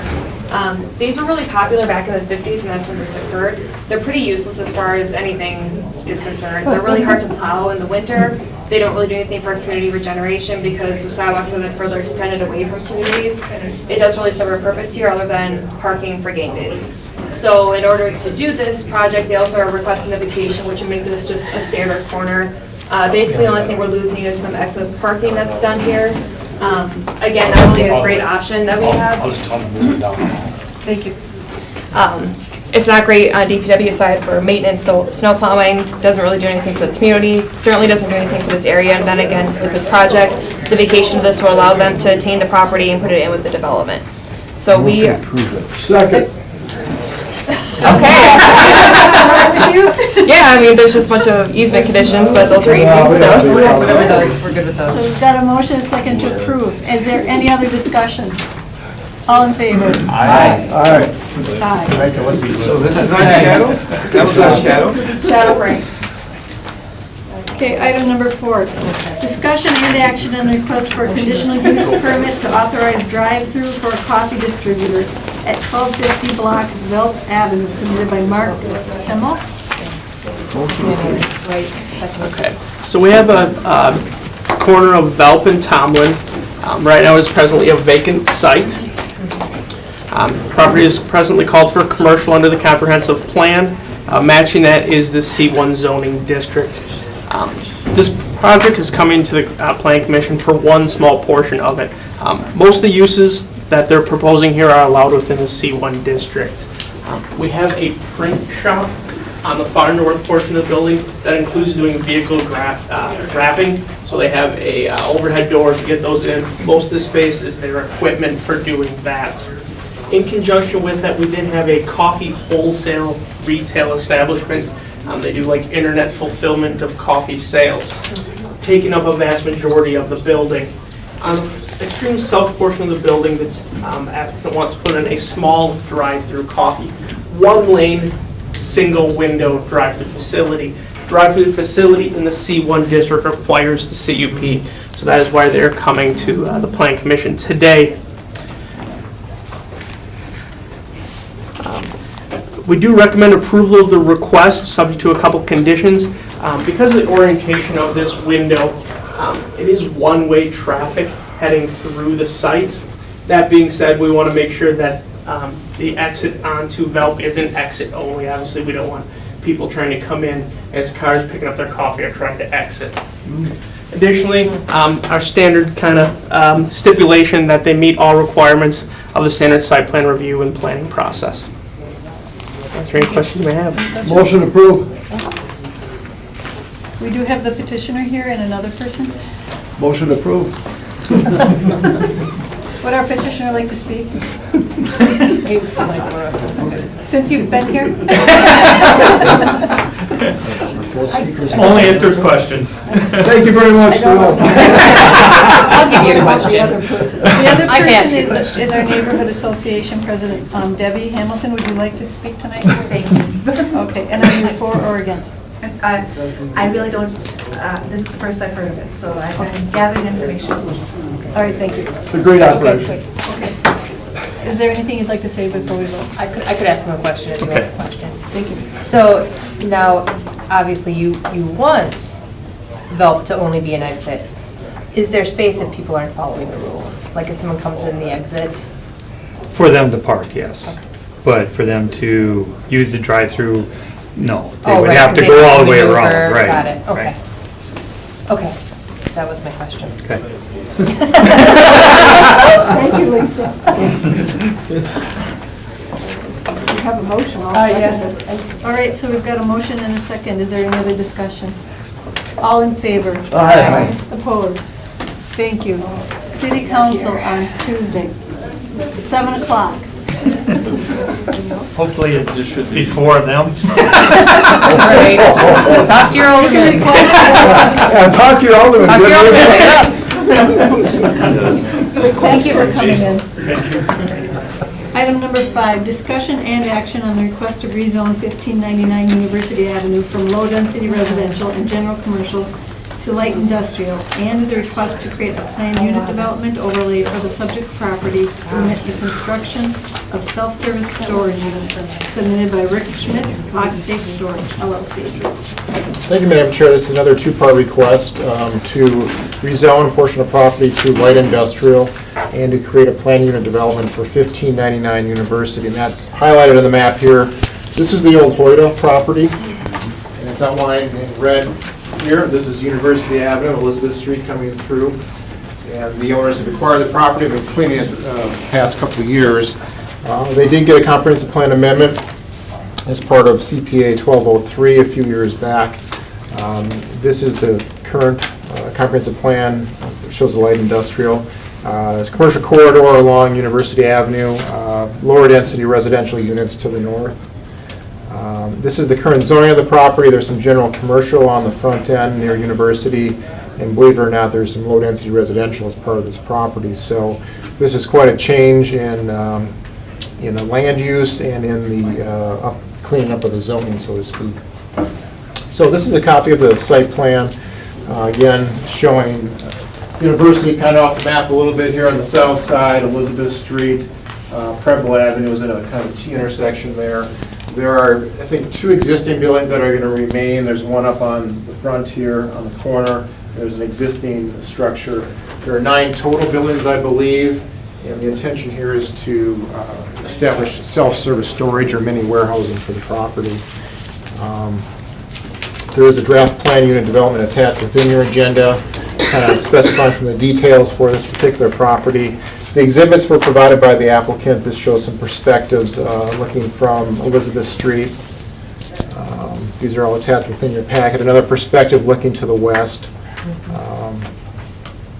And then another one looking, I guess, southeast from that perspective.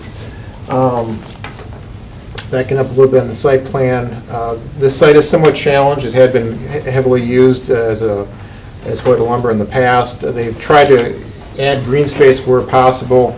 There is residential properties just in the north boundary here. They're adding some fencing to provide a transitional area. There's quite a bit of landscaping on the front side here to dress up the Elizabeth Street side. We've notified affected property owners. We haven't taken any calls or questions on this one. We are supporting the request, subject to the draft ordinance attached within your agenda. It's as fast as I could go. Thank you. And I'll go as fast as I can with a Yes, couple Commissioner Bremer. questions. And we do have people here too. Good. Am I understanding correctly that the old Hoyda building on the far right at the bottom will be reused and basically reclad to match the other buildings? Yes, correct, right. And you mentioned in the PUD that the building facade should have durable materials such as masonry or stucco. Mhm. In the staff report, you refer to masonry and metal. I assume that metal goes under the durable materials. Yes, it does. Yeah, of a certain quality, yes. And then my only other question, and it may be better answered by the petitioner, is where the sign would go on Elizabeth. Is it one that will be visible from University Ave? Not sure. Thank you. Are there other questions for Paul? What is the existing, I guess, border to the residents right now? I think what you see is what it is. There is probably construction yard right up to that property line, as I recall. I think there's a chain link fence. Chain link, is there barbed wire in that too? You can't tell from the drawing. Yeah. Chain link. Okay. The fence will be a 7-foot fence, impervious fence. Right, a chain link fence with slats in it, yes. On the residential side. Yes. And I presume the big pile of concrete waste that's sitting on the property now will be going away. I would assume so. I would ask the developer, but I It's going to be assume so. used for our base. It's going to be, You're we're going to have going a to concrete grind it up and building use it for right base. Okay, we'll wait and ask him things after we're done asking him questions. Just to keep things in order here. Thanks.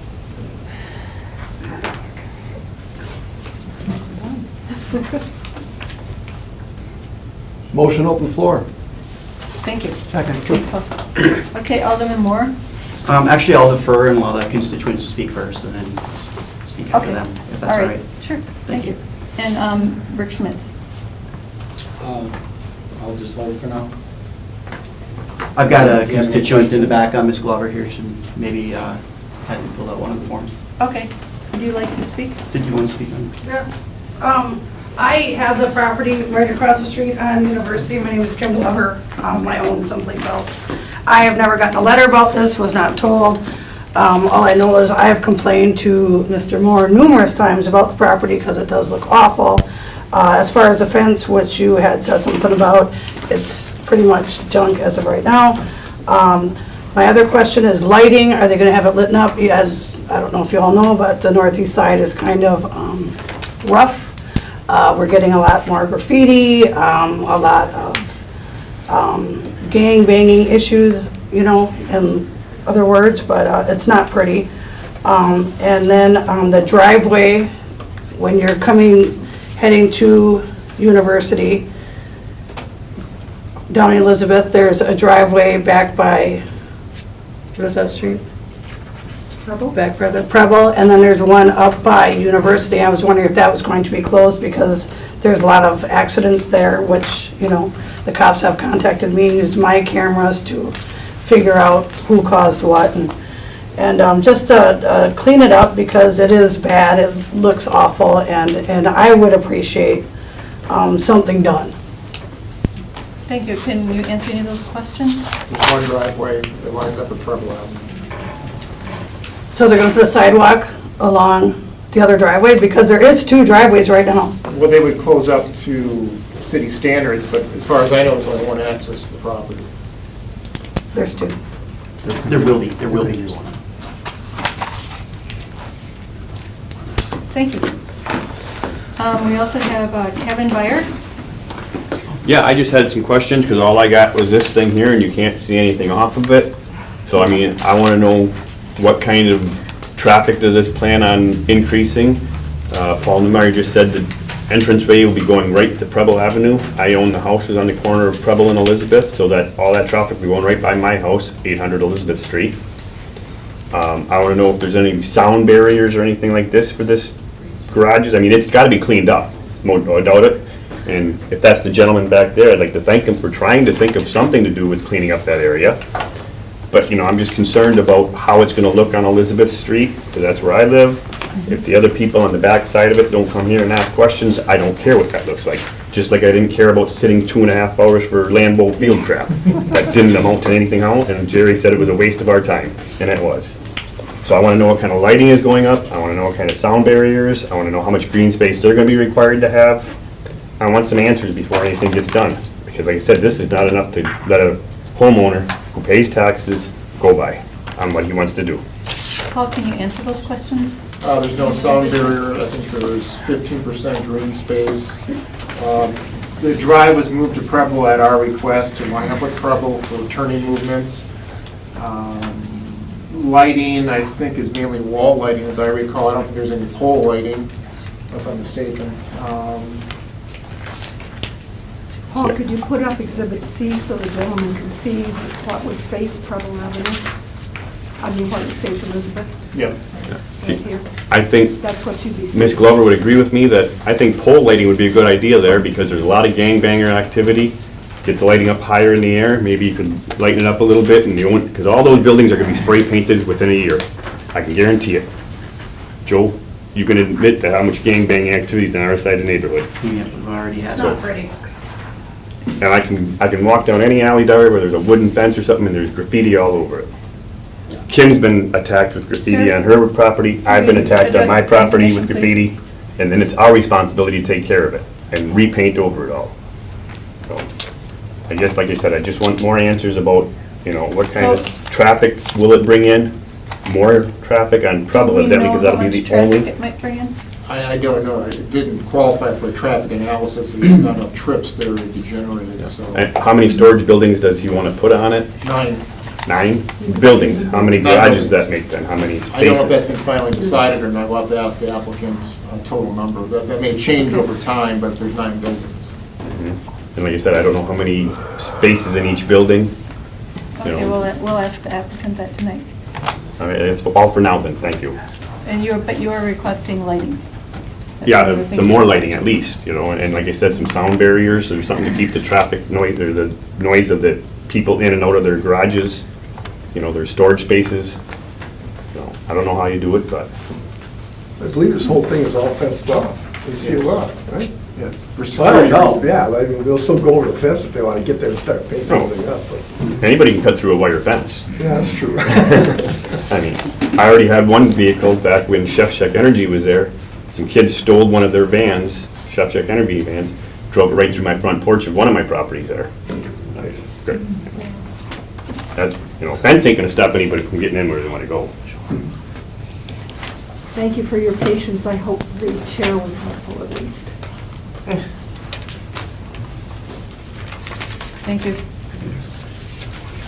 If there's no other, It's you and the petitioner. okay, sure, I'll speak then. All right, so Commissioner Wisbicki and Commissioner Bremer were part of the University Avenue Development Plan, and this project came up before that plan went into place, and then was kind of put on hold until the plan was completed, and now the concrete and everything that's there has been brought in, and has been continually being brought in to grind up for base for the new buildings, for new blacktop, new concrete, and everything that needs to be done. University Center was the first part of the plan here. It's an $11 million plus project. This is going to be a several million-dollar project as well. So it's nice to see this development happening, kicking out of University Avenue. There's also something that'll be coming up shortly for a restaurant that's also very close to here, not even a block away. So it's nice to see some things happening along University Avenue. The issues that I've addressed with this over the past 2 years, I think have been resolved by the developer, who, again, we've had public meetings, and this was brought up during the University Avenue Development Plan. If you remember, we meet at Nicolay School, a lot of people had questions about what was happening with that property. The issues that were addressed were terminating the entrance at the intersection from the former Day Street. That was still being used as an entrance into, which was at the time Manna for Life, who has since moved. So eliminating that intersection was a big part, and now with that being moved adjacent to Preble, it creates an intersection that has a little bit more control now for traffic, both coming out of Preble, coming to a complete stop, slowing down for traffic on Elizabeth. Another part was to either remove or to fix up the former Manna for Life building. Now the rendering shows nice masonry bottom on it, and then, with the breakup of the colors and stuff, it's a big tan building right now that has been spray painted. And there is, that chance that this will get tagged with graffiti as well, because it is adjacent to the sidewalk. So this is something that, the developer will actually, he'll have to stay on top of it and manage the property. Another part of that was green space with the Manna for Life. With the elimination of that other entrance That can all become green space on the corner between the railroad tracks now and the Manor for Life building at that intersection. And then it offers an indoor heated storage, which is kind of nice in our area, in the Old North area, to have some indoor heated storage available. The curb appeal from University Avenue was another thing that was brought up, again with the masonry that's going to be done. That's going to help a lot. I think the color scheme is nice. There's a building very similar to this being built as we speak, nearly complete, across from the Coffin Library. So if you wanted to, go to the Coffin Library and take a look at that building across the street, you'll have an idea what these are going to look like. And that's a huge improvement to what was there as well. Privacy fencing for the neighbors along the back, going to a 7-foot. I believe what's there now is a 6-foot. Going to a 7-foot with the privacy slatting in it is going to be a great improvement over what's there. And having directional lighting, we're talking wall-mounted lights, aiming lights down. That is an area that is dark, so I mean, people do get in there, and the fences that are there now are temporary and falling over, and people do come in and out quite a bit. The biggest complaint that I've had over the past 2 years has been cleaning up the entire site. Not someone coming in just fixing one building, which is how it started, was one building got fixed up and then nothing happened while the development plan was going. Cleaning the entire site and not piecing something together and spreading it out over multiple years. So this is, again, something that I think has been addressed. So why not anything else here? The developer did look at possibly selling the land out for a mini mall in the past, or having a strip mall or some other kind of a commercial business, retail business in there. But it's not a good sell because you have no access to it from University Avenue. The railroad tracks cuts through at a diagonal and cuts the property in half. I know that we've, as a city, reached out to the railroad to see if that was going to be needed. There's like one train that runs on it from Luxembourg, and they have no plans of ever giving that property up. So, you end up losing any parking spaces that would be required for a mini mall. Loading dock area would end up being back behind, and you would have the delivery truck traffic along with all the neighbors, which we already have on the alley access of Preble, which causes a problem with some of the other properties along there. It would also shrink the building, to be able to get the needed parking and other accesses needed for it for a commercial building. And that really just kind of depletes what you can maximize out of the project as far as tax base goes. So from a city view, you're not getting a maximization of the property of the land that's there.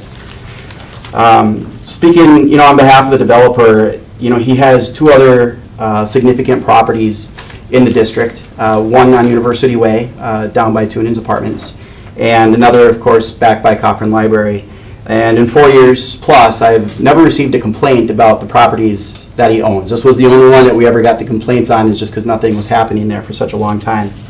I know him as a reputable businessman. He's got a very strong lease that he gives his tenants. People are not allowed to run a business out of their mini warehouse. That's a really important thing.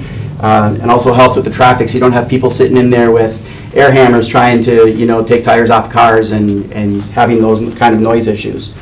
And then he does have excellent management on the other properties. And Alderman Nennig, I believe he's got one in yours also right off of Elizabeth Street. So I'm not sure if you could speak to that property, but he's also been very responsive to phone calls. And, when you call the line, he's the guy that answers and takes care of the issues for us. So as an alderman, I appreciate that quite a bit. This is going to add significant tax value. It's a product that there is a need for. And then just finally, one of the big reasons I really support this is that he does have a reputation. He's using local architects, local suppliers, local contractors, and it's massive private investment. And there isn't a request for TIF or anything crazy coming from the city. This is a developer who wants to come in and do a clean project. So, that's all I've got, and Mr. Schmitz is here, so if there's further questions. Thank you. Any Motion questions? approved. Mr. Schmitz? Yes.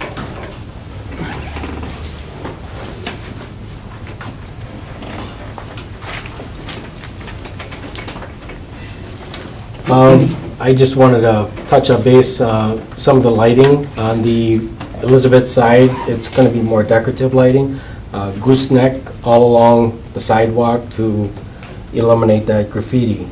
Some people like the highlights. I think it may interfere with some of the homes in the neighborhood where you have it that high, because then they're looking at it through their bedroom windows.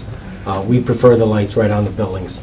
It gives more access or more lighting to people being able to get into their units in the evening hours. Instead of being so high, it gives it that straight shot going in. I just had a thought.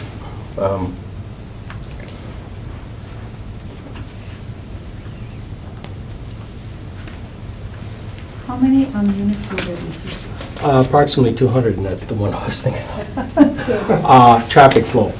We have another location on Elizabeth Street, right by the corner of Main and Elizabeth, and we have 203 units there. And I've never heard a complaint about traffic going in and out. This is storage. It's not where people are constantly in and out all the time. They put their things in, leave it, some people may not even look at it for a couple of years. Unfortunately, they need to do that, but they don't. We do have bigger units that we rent out to small contractors. They do come in, get their equipment and leave. So that's the traffic flow. And as the street department wanted us to line it up with Preble to avoid any conflicts coming off of Day Street.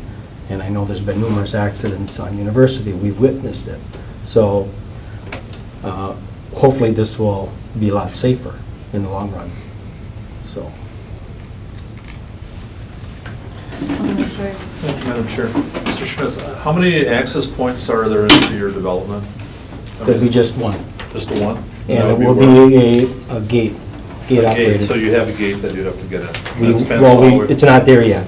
No, but it will be. There'll Yes. be a fence all the way Yep. around? Yes.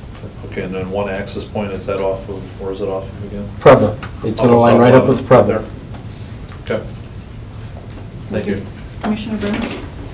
And I wanted to respond to the concern about noise too, is people, when they are moving things in and out of their storage facilities, it looks like we've got a blank side facing Elizabeth Street, so all of that's going to happen on the interior. Correct. All of- doors are of the- facing in. Yeah, excellent. Well, I want to express my appreciation as well that you were willing to take on an entire, this large block is much in need of this kind of work. Thank you. Agreed, thank you. I Yes, will Alderman. say that the one in my district is the one on Elizabeth, between Morrow and Main there. There isn't any noise generated from it at all, or although there's not much traffic generated from that. And I don't know if it's completely full or not. There is a lot of impervious space here, so I presume you have to somehow have the stormwater situation approved. Going to be looked at as part of a sort of site plan review, right? Okay. And in terms of snow plowing in the winter, there's a railroad track on one side, so you can't plow it in that direction, I wouldn't think. So how would you handle that? Very easy, very carefully. We do have enough space to hold our snow within the area. And we tuck it like in the cracks and corners and as much as possible. But we have to be careful, otherwise we damage the fence. And we have that location on Elizabeth Street, we repair that fence every year, because that's pretty much where it goes up against, so. Unfortunate, we are landlocked when it comes to that type. When you put that fence up, you can't push it Right. as far as you want to go, Yeah, so. yeah. Okay. We haven't had to haul it away yet, but if we have to, we will. Thank you. Are Any there more other questions? questions? Thank you. So we can return. Second. Thank you. Now, was there a motion? I move approval. Second. Okay, we've got a motion and a second to approve. Any other discussion? All in favor? Aye. Opposed? Thank you. Thank you, and again, City Council on Tuesday.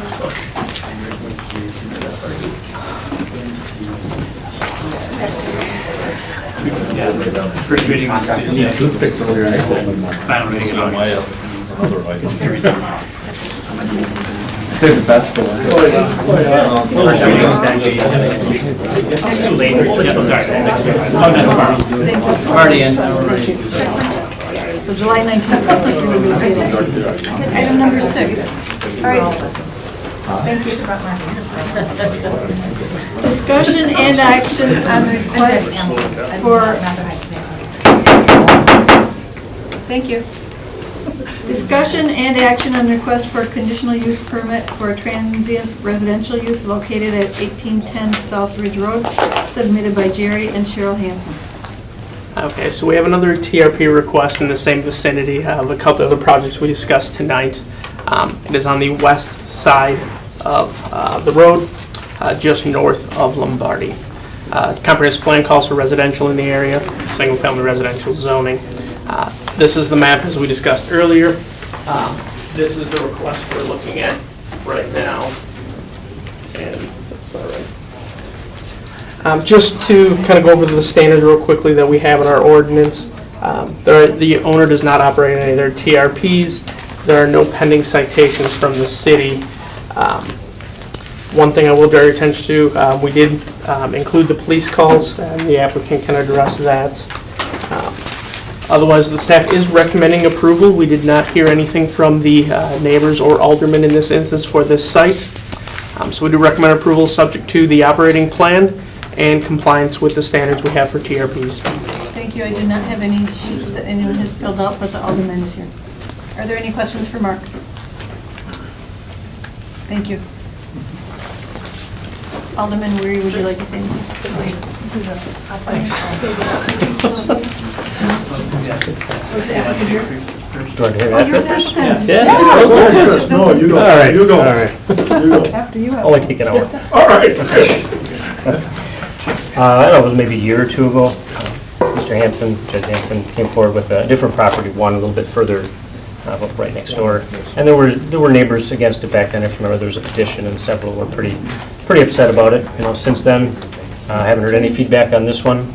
It's surrounded by all rentals and a nice new business that'll be going up. So I've heard nothing but positives this time. So. I trust it'll be good, and it's on a busy street, it's surrounded by rentals, so this one I have no problem with. Thanks. Thank you. My turn? Oh, thank you. Yeah, I will. Well, yeah, the history on this is, my son owns the place right next door to it. He owns this place right here. I bought this place from the main objector from 2 years ago. It went up for sale. And she had the 40 petitions against me. Oh, yeah. If you remember, and I was like, well, you know, she pulled everybody in the neighborhood and just got a bunch of signatures, but it is what it is, and, you know, went through it, and we got denied, and I said, fine, and all right, so then I bought the place. It went up for sale. It wasn't her place. It was her mother's place, and she was living there. And then she moved to De Pere, and nice lady, and bought it from her. And I tried to rent it. Well, I did rent it for a couple of years, and as you can see from the meeting notes here, the police history on it. You own, what was the last date on that, Mark? 2015. December of 2015. Christmas. Okay, Christmas sale. that's, that's about the time I had to go through an eviction action to get her out, and it literally, I've seen eviction actions before. This one was as bad as it gets. We had, they had 4 Brown County officers there, and it was almost turned into a fight, just at a certain point, trying to just tell her to leave. It was the darndest thing I ever saw. So got her out, said to myself, never again, I'm going to do something different. Completely gutted the place. I've sunk a whole bunch of money into it. Cleaned out the first floor, high-end everything on it. It'll be, and the reason I'm doing that is because I'm pretty sure that the Venetian property will go through, you know, whether it's in spite of Thorndale or not, you know, the driveway there. This whole area is going to be a magnet. It already is. It's a magnet for for people purchasing property. If anyone tells you they're willing to sell for the assessed value, it's not happening there. It's just, I've heard some unbelievable figures of offers and things like that. But so this area is going to be, I mean, it's just, I've updated. This will be a periodic, at best, a periodic use. The usage of the property, right now, we have a lot of family, and then as I explained in the operational plan, the uses for 3/4 of the year will be family uses probably, okay? My parents, my wife's parents are up from Texas. We suggested to them, hey, why don't you go try the place? Well, now we're trying to figure out whether they're gonna leave before football season starts, okay? Because they're enjoying it. They're enjoying the weather, and that brings them to the area that they can live there. They go out for breakfast. They've tried the golden chicken is what they've told me, the golden basket. I got that name wrong, Bay family, and so they're going around, they're eating at restaurants. And I see this as, other than, the game day weekend, which is just a busy, crazy time around this whole area, I see this as, I'll have friends up from other days. I get together with some grade school buddies twice a year. This will be one of the spots we'll make a bachelor pad out of and do a lot of golfing and things like that with 3 of my buddies. And I mean, it's going to be other uses other than, it's high-end stuff. I see this location as far as transient residential. You got rentals. This guy right here who backs up to the property, Greg Bartlett? I think that's his name. He owns 5 lots around here. Rental. Gregory Barrett. Greg Barrett. Yeah. There you go. He owns a duplex here, vacant lot here. He lives right here. He owns a duplex here. He has a vacant lot here. He surrounds me like this. He's completely in favor of it. He's come over to the house. He's just really a nice guy. You got a vacant lot over here, and then of course on the other side you got the Venisi property, completely surrounded by space. So if there's any noise, I'm putting in the lease that any noise violations you can automatically be terminated and booted out. Short-term rental, much like a hotel, out you go. And so that's there. The neighbors will tell me what's going on, and I'll certainly give them my number. And I want no problems from this place. Again, there's a lot of money stuck into this thing. So that's it. That's what it is. Thank you. Any questions? Yeah. Commissioner Brimmer. My one question is, were you involved in the court order that was violated twice on this house? No, I was not. That was a circuit court matter. But I can tell you, from that experience, I said I am not going down that road anymore. So. And I appreciate that your operational plan does note that your rental agreement will include the information that I'm going to ask be added as part of our condition of approval. Sure, absolutely. Yeah. Thank you. Thank you. I think it just shows that a TRP can clean up a property and actually make it better, under the right circumstances. Yes. And what Greg would tell you is when it was rented, I mean, there were, they were, once you get that long-term rental in there, they're just bringing in more people. And it's 365 days a year, and there's more people. And then all of a sudden, now you got a victim, and well, that takes a couple months, and that's a problem too, so. Yeah, so he's absolutely in favor of this. This is a much better use as far as he's concerned. Calling this a Hanson Plaza? It's probably, Cheryl and I haven't decided on the name, but she's got some ideas, and I've got some ideas, and we'll see. Here come the judge. Motion approved. Thank you. Got a motion and a second to approve, Commissioner Brennan? With all her additions. I just want to add the same thing as on the previous TRP, that the rental agreement, including contact information from the owner and an additional representative, as well as rules to ensure compliance with city nuisance regulations, shall be submitted and checked by the planning commission, by the planning department. And I have to, and normally I don't do this, but we had a hand up before. I just wanted to give a little, and Mark was there in regards to the TRFs, the one thing that I thought was really easy when we did our neighborhood meeting was, I said that I'm a great bridge between the Green Bay Packer party houses, loud and noisy, they're quasi-commercial. You should have seen how I got my butt handed to me by all the neighbors going, no, we like these. These are higher-end owners that own these, that care more than just the regular rental units. And everybody that lived next to were very much, they're like, they're the quietest neighbors on a Packer game days. We all expect it, so. Huge change. Just wanted to tell you that. It's because everybody's partying. No, but you look at the amount of money that you get for those on a weekend. Not, the people that can afford that too are generally a little better team. Thank you. We've got a motion, a second. Is there any other discussion? All in favor? Aye. Opposed? Thank you. July 19th, City Council. Hey, did you do that vacating of the, They did. oh, I missed that. You were Oh. It passed.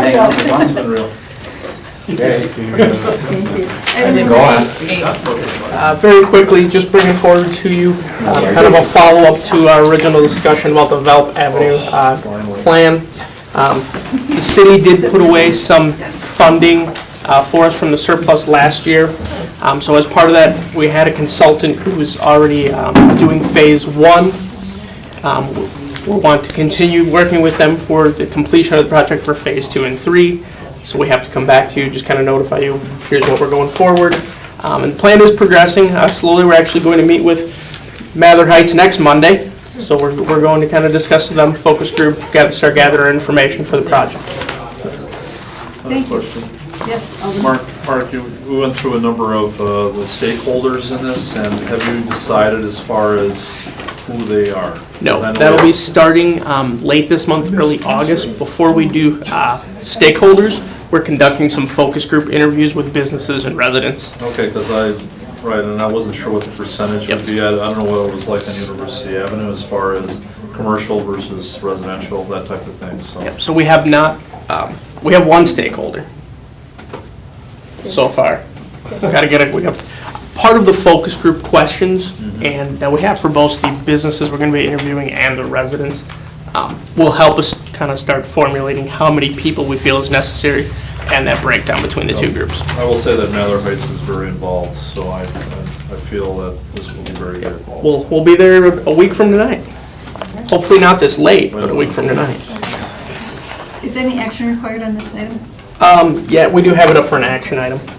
We will be taking it to EDA this Wednesday, and it will be going to the council next week. Motion to approve? Second. Motion and second, thank you. And a second to approve. Is there any other discussion? All in favor? Aye. Jerry, so make this good. Thank you. Also, just before you speak, Kevin, I wanted to let people know that Heather Mueller is going to resign. She is very busy with her work and her school schedule. If anybody knows of anybody who would make a good plan commissioner, please bring them to the planners. And are there any guidelines that we should be aware of? Typically, City of Green Bay resident, and we look for somebody, just has either interest or background in some type of planning, community involvement, neighborhood association, legal backgrounds. We're pretty open, and I think, just there's some qualifications that we can get, diversity in terms of backgrounds and thinking. I think it makes for much richer discussion here. So, somebody, if could lend some expertise maybe that you see that, Heather brought and will not be lacking. You can talk to myself or Celestine Jeffries, who, if you don't know, is the mayor's new chief of staff, Andy Rosendahl left. Bravo. So, yes, so you can talk to either of us in terms of making a nomination for that. Thank you. Director's update. My computer ran out of juice, so I think hopefully I've got all these in line. At council last month, approved 2 conditional use permits, one for the garage on 3290 Sitka and the other for the parking lot on corner of Kellogg and Chestnut Street. That was part of a larger development. And then no third readings, but there was a first reading for rezoning on Bart Star Drive from industrial over to commercial. Those will be up, that'll be up this coming plan commission meeting. Thank you. Move to adjourn. Second. All in favor? Is this a record? Oh my God. 10:03? Except for I thought it was the, an except for the wall. I have no idea until I came in here and I saw. This is the longest.